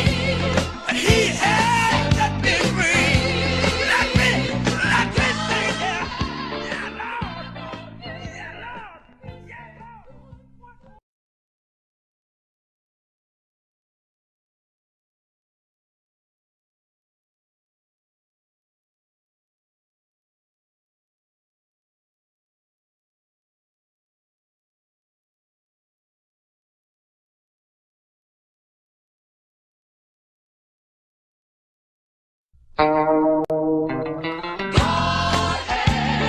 Smiled on me. He has set me free. God has smiled on me. He's been good to me. Let me tell you, God has smiled on me. He has set me free. God has smiled on me. He's so good to me. Let me tell you, God has smiled on me. Sometimes He has set me free. I feel so good. God has smiled on me. Oh yeah. He's been good to me. One more time. God has smiled on me. Every day of my life, I feel it. You give me strength and energy. Help me to sing. He's been good to me. Oh yeah. This is Reverend Al Sharpton of Brooklyn, New York. I've been traveling around the country talking to the radio announcers, the church people, and the street people, telling them that God has smiled on me. God has smiled on you if you got breath in your body. If He woke you up this morning and started you on your way. But I want to tell you some stories of people that God smiled on.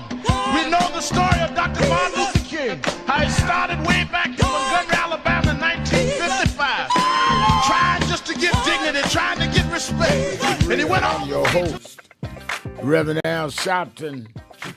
Jennifer Jones Austin Esquire is our co-host. Let's go to Sly in Detroit, Michigan. Sly. Good afternoon, Reverend Al and Madam Jones Austin.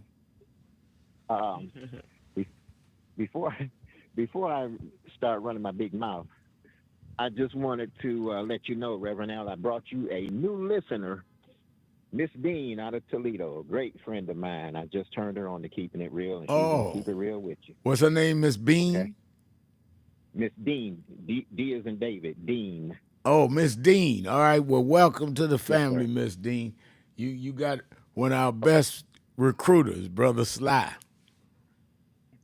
Go ahead, Sly. Make sure you get that check before Saturday. Okay. Okay. I just wanted to comment on Sister Rachel, who called in earlier. I understand her frustration, and she talks about how, just like many others say, how we have to stick together and come together. But let me ask you first, Reverend Al, and you can chime in as well, Madam Jones Austin. Have you ever seen a holistic doctor? Yeah. Either one of you? Okay. I am. One of the key things, okay, and same here. One of the key things they tell you is to take white out of your diet. White bread, the white starches such as your potatoes, the rice, and everything else. The only way we as black people can come together and stick together, we have to kick our addiction to white. We have to take white out of our diet. We have to stop making them feel so comfortable to be among us. We have to stop coddling them and things like that because we put our laundry in the storefront window for everybody to see, and we hang each other out to dry, and we do that only to appease them. I'm keeping it 100. I'm being upfront. I'm being for real, and we make feel so comfortable to be among us, and yet they're quick to drive a wedge between us. And I'll give you an example, Reverend Al. I did this earlier. Reverend Al, you, me, and Madam Jones Austin. Let's just say we all are working together in a company or whatever, and they hear this conversation.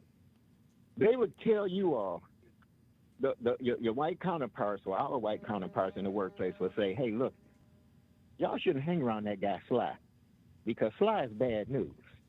And I'm only bad news because I'm trying to keep my people, my black people, on their toes. We have to be mindful because, and I'm not trying to be condescending, and nothing is absolute, so I'm not trying to indict all white people, but we have to be careful because they come with a Trojan horse, okay? You will get stabbed in the back.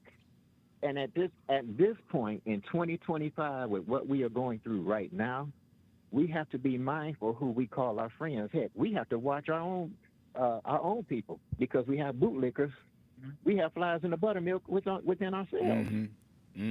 So my thing is, we have to atone with ourselves first and start loving each other before we start trying to be at the behest of white folk because they have driven a wedge between us. They continue to drive a wedge between us. And a lot of times when you put your trust in one, you never know. That be the one that has the dagger hidden behind their back, ready to stab you. So stop telling everybody your business, because they can be very nosy people. They don't have to know about your grandchildren. They don't have to know about your daughter going off to college and your son just went to jail because they're going to run behind your back and talk and berate you. And that plays to their advantage. So, I think again, that. Thank you for your call. I think that we have to be very careful how we deal with anybody, our people, white people, red people, brown people. I'll give you an example. Somebody asked me today, why would you say something on behalf of the two Israelis, Jews that were killed in Washington? I said, because it was wrong. And some of them spoke out with us. And they said, yeah, but I don't think enough of them do. I said, well, if I went by judging right based on what others did, then I wouldn't be standing up for the Palestinians because I ain't seen them stand up with me either. What I'm saying is that what it's doing in the Gaza is wrong, and shooting two innocent people is wrong. But then I can call on those communities to stand with us on George Floyd on Sunday when it's the 5th anniversary. You can't get on the air and complain that nobody's standing up for us if you never say nothing when it's time for you to stand up. Wrong is wrong. Whether you shooting Ahmed Arbery down or shooting somebody in Gaza down or shooting somebody on the steps of the Israeli museum, shooting innocent people is wrong. So, and I'm answering his point. I think the way you unite people is you have to have values that everybody buys into. Because if everybody doesn't agree, Jenny, with the same values and principles, then what are we uniting around? Our problem is that's how we got into slavery in the first place. Don't forget there was slave trade. There were some of us that sold the rest of us into slavery. Is if we all had the values of freedom and liberation, there would have been no trade in the first place. That's right. That's absolutely right. And whenever you speak on these issues, and just as you did, caught you this morning, I'm reminded of that quote. I think it was maybe a German minister that said, first they came for like the socialists, the trade unionists, the Jews, and I didn't speak up. And he just goes through all the people they came for, and I didn't speak up because I wasn't one of them. And then they came for me, but there was no one left. you cannot keep your mouth silent when people are doing things that cut against the core of humanity, and treating others and expecting others to be treated fairly is a value base. It's what makes society work. When we are pitting people against people, or when we're not speaking out on behalf of injustice against any one person or any one community, then it's essentially saying that we don't believe that everybody has worth and everybody has value, and that cuts against the betterment of society overall, and we'll never get to where we want to be. Let's go to Todd. It's Policy Day. Todd in Cleveland, Ohio. You're keeping it real with Sharpton and attorney Jennifer Jones Austin. Hey, Reverend Al Sharpton, Jennifer Jones, Austin. I did send what I said I was going to send to you. I sent it on Saturday, sometime before 12 noon, to the website.org that you gave me. So you should have it sitting there. This is 100%. This is 100%. Okay. This is 100% policy on what I'm about to bring up to you today. All right. I don't take issue so much. I do some, but not so much with the 59 Afrikaans that were allowed to come here, providing they come here and are productive contributors, healthy contributors to the common good of the United States government and the private sector. I take more of an issue with people that are being put out or not being let in. Those are the ones that I'm focusing on, that I take the most issue with. Particularly this protection status. I've seen in the news for the last few weeks that they were threatening to take away protection status for the Afghanis that came here, that actually helped the U.S. military and government in open and covert operations against the Taliban during the time period the United States was at war. Yeah, but they did take away the refugee status for the Afghans. Right. Yeah. They just did it last week. Right. They just did. The threat was in there. I didn't think it was completely serious, and they sure enough took it out. And this is horrible policy. I hope they don't do much out in the open, but I think the CIA should have something to say about this, and they should be aggressive about it. So should the U.S. military as a whole, and for that matter, the FBI and the Drug Enforcement Agency. And this is the reasons why. If we lose our credibility for people who are in foreign nations working for our best interests, covertly or out in the open, to the point where they're putting themselves and their family in danger, that credibility says that, okay, if you put in that kind of work for us, if you need to get out of here and come here, you can come here and we're going to hold you safely. If we lose that credibility, that's going to be a rapid downfall for us. And there's already countries that are on the borderline of really going more to contributing to the Chinese well-being economically as it is. You really don't need this kind of problem. And keep this in mind too, before you respond. When I talk about people working covert operations, we have people that are working for the United States in foreign countries that are fighting against the dope dealers.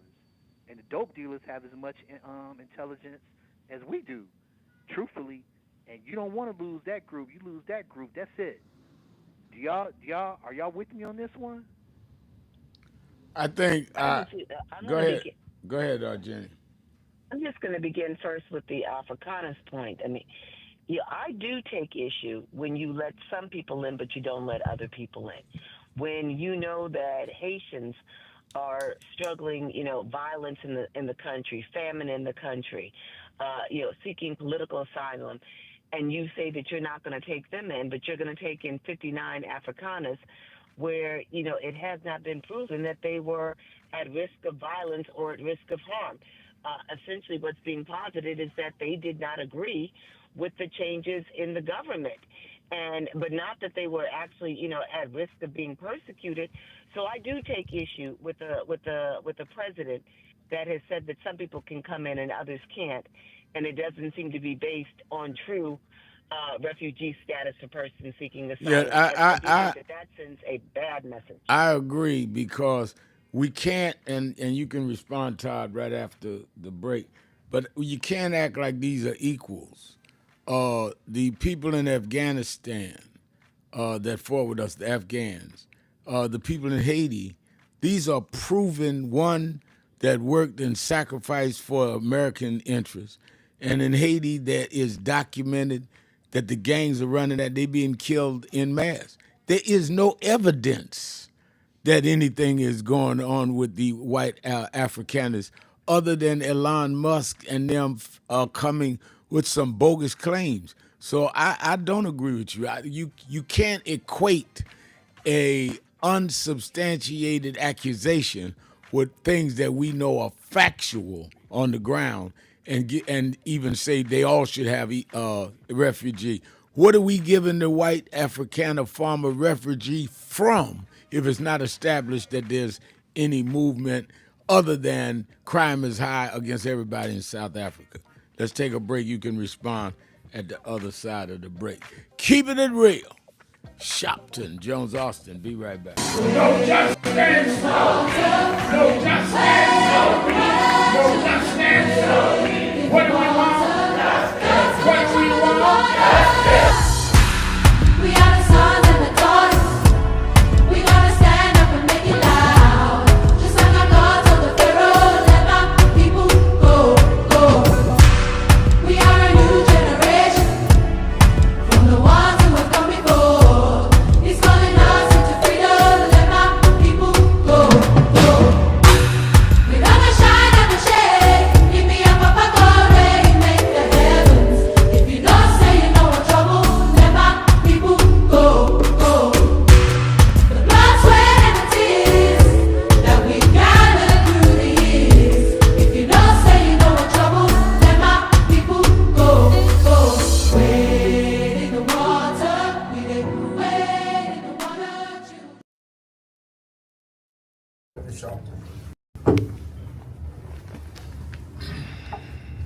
Thank you, Mr. Mayor. I called the mayor and called Rabbi Potasnik early this morning as soon as I heard about what had happened, because it is very important that we understand that this is not just a problem for one community. It's a problem for all of us if we don't stand together when any one of us is attacked. When we faced a case here in New York many years ago with Eric Gardner in Staten Island, Rabbi Potasnik and many of the Jewish leadership, Mr. Miller and others, stood with us. They should not have had to wait and hope that some of us would stand with them when this ugly, despicable act happened. We may not agree on politics, but we must agree that we will not let hate and violence take anyone. If this had happened in a fair at Schomburg Library, and it was two young blacks, I would have expected to see Jewish leadership stand with us. It happened at the site of the Museum for Jewish in Washington. Two people, innocent people, lost their lives. They should expect that we'll be here. The fact is, you cannot be a civil rights activist or leader if you're only for your own civil rights. You cannot be a faith leader if you only stand up for people in your own faith. So I would hope that people that see us stand together know we not only stand together for a press conference, we will defend each other's places of worship, education, and each other's right to peaceful protest, whatever we want. But you give people that peacefully protest a bad name when you turn naked, raw hate vigilantism and try to cover it that you're standing for a cause other than your own erosion of morality and a sustained sense of we all have the right to disagree without being disagreeable. So I thank the faith leaders for coming. I thank the mayor for responding. I thank the Rabbi Potasnik for helping us come together. All of us know there'll be people in our communities that will not understand why we're together. That's why we're together, because we need to make people understand that until we all understand why we're together, we're going to keep having tragedies, and we cannot have it wait to come to outdoors. That's why the imams are here. Islamophobia is wrong, homophobia is wrong, and yes, anti-Semitism, even well polished, is wrong and must be condemned. Thank you.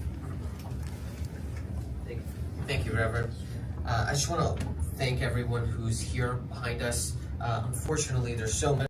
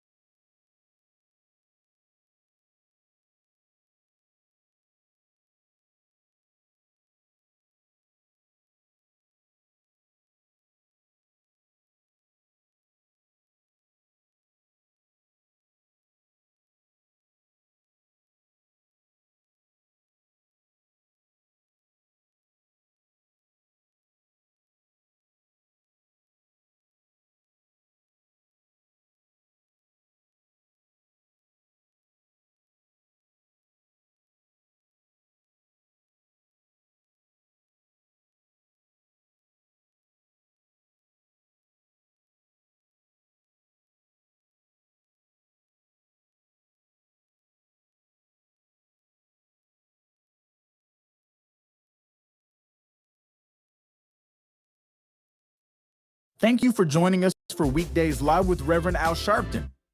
Take the time to share this broadcast right now. Tell your friends it's time to keep it real with Reverend Al. Comment your questions now in the chat or call Reverend Al Sharpton directly on air at 877-532-5797. Now stay tuned for Reverend Al. This is Reverend Al Sharpton. As you watch the broadcast, support National Action Network. Go to www.nationalactionnetwork.net and be involved. You can join, take your membership right online, www.nationalactionnetwork.net. Getting ready to start the program, but we need you to be part of the movement.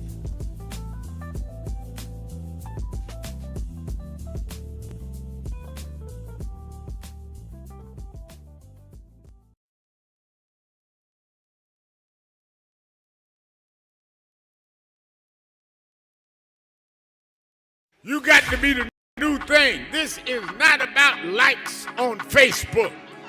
This is about changes in our society. We got a hostile bigot in the White House, and we don't need a popularity contest. We need people that are grounded and rooted in this and gonna fight with all they got.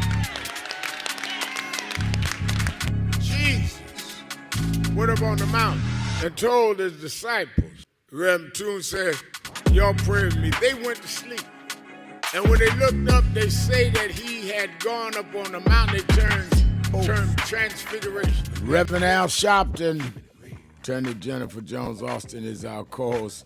Let me say before going back to the phone, don't forget Saturday and Sunday, watch Politics Nation with Al Sharpton live at 5 p.m. Eastern Time, both days. I'll be live from New York on Saturday and live from Houston, Texas on Sunday. And both days I'll be dealing with this so-called big, beautiful bill, what it means to us, and can we stop it in the Senate, in the U.S. Senate. And I have some members of the Senate on and the House. And I'll also be dealing with the question of the shooting in Washington, and what does it mean for dealing with trying to free Gaza, free the Palestinians, but at the same time deal with Israel. And you can be, I can speak for myself here, anti-Netanyahu and not anti-Israel. I'm against killing innocent people in both places. We're going to deal with that. We are going to also, of course, deal with the question of how we handle this whole problem that Donald Trump has really brought about with this whole tax bill. And when I say tax bill, I'm talking about his using the big beautiful bill to salvage tax cuts for the rich, and at the same time cut budgets that is definitely going to impact Medicare and other items, SNAP, other things that we need. I'm also going to deal at length with the Department of Justice announcing that they're going to drop any of the agreements between the city of Minneapolis and the city of Louisville, Kentucky, and the Justice Department around policing, the consent decrees. They're dropping them, and they're dropping federal investigations in any number of cities around the country. They are reversing all of the things that happened under the Biden administration to start, in many ways, correcting bad policing. So both nights, make sure you watch Politics Nation with Al Sharpton live at 5 p.m. Eastern on MSNBC. You that are in the New York area, I will be at the Saturday Action Rally this Saturday. It is the weekend that we will be marking the 5th anniversary of the killing of George Floyd. We will deal with it at the rally Saturday. You that are in the New York area, be there. We will be there 9 a.m. to 11 a.m., and you can listen or watch live if you're not there on www.nationalactionnetwork.net, or you can watch it live on Impact Television, the only national black-owned black gospel cable network in the country. We're on 9 to 11 Saturday morning. You can watch it, or you can watch it on our live stream on the website. And then Sunday, I will be in Houston, where at 10 o'clock, 10:15, we will be going to the grave site where we buried George Floyd 5 years ago that day. He was killed by the policeman on May 25th, and we funeralized him. I did the eulogy at the funeral in Minneapolis and in Houston.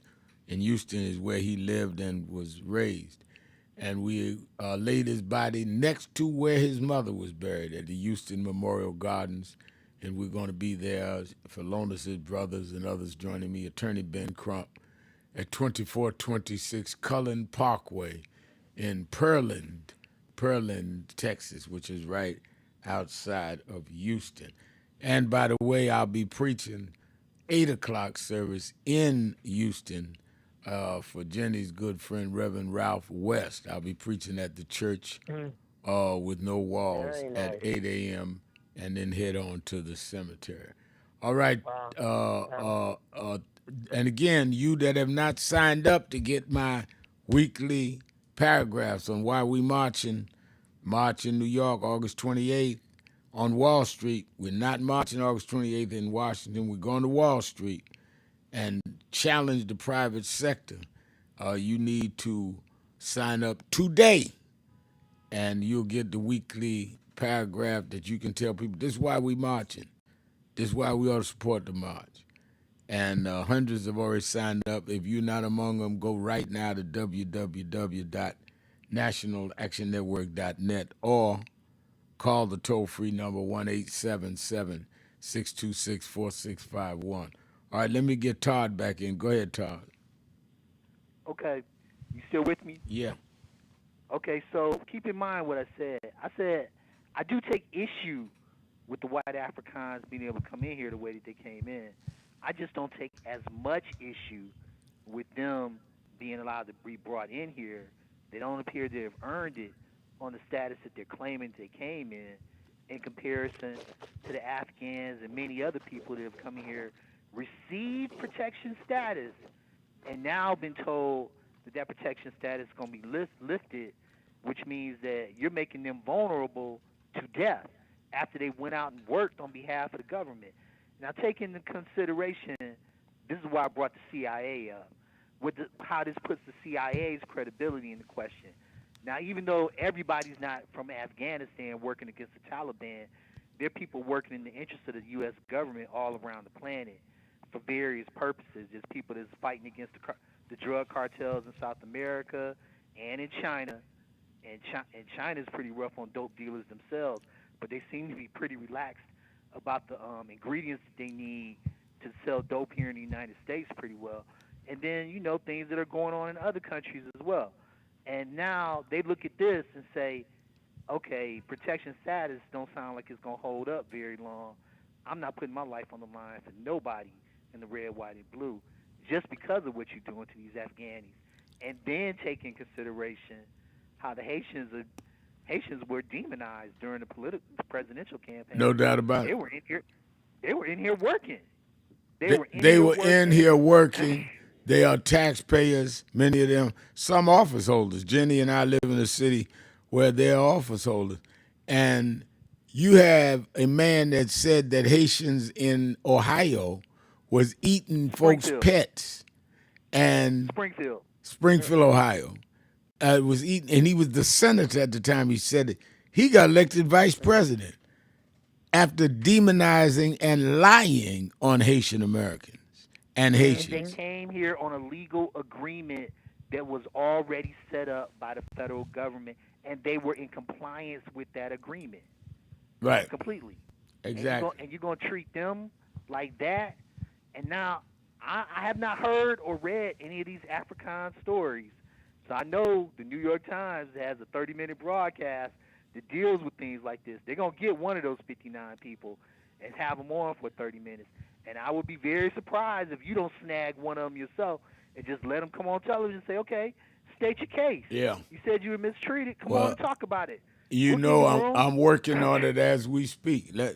I will let you say whatever you want to say. I just want you on answer the question. Tell me why you needed refuge here, and give me the evidence that there was a real effort to kill all the white Afrikaners. Explain it to me. At least it give me an explanation for you. You know, the one that's sitting there right there. It's like, just tell me, how do you deserve protective refugee status? Right. The floor is yours. Go ahead. But they haven't done it yet. So I'm like, I'm reserving. And they've been here 2 days. You raise a great point, Todd. They've been here 2 days, and I haven't seen any network, cable, or regular, nobody interview a refugee on We Ran for Our Lives. I ain't heard none of that. We can't afford it. We can't afford it. We cannot afford to blow our credibility of giving protection status and then taking it away from people that have not double-crossed us. They have families in those countries that we brought them out of. Some of them were given here protection status and told, and we're going to try and get your family out of there and bring them here. We can't afford to double-cross people like that haven't double-crossed us.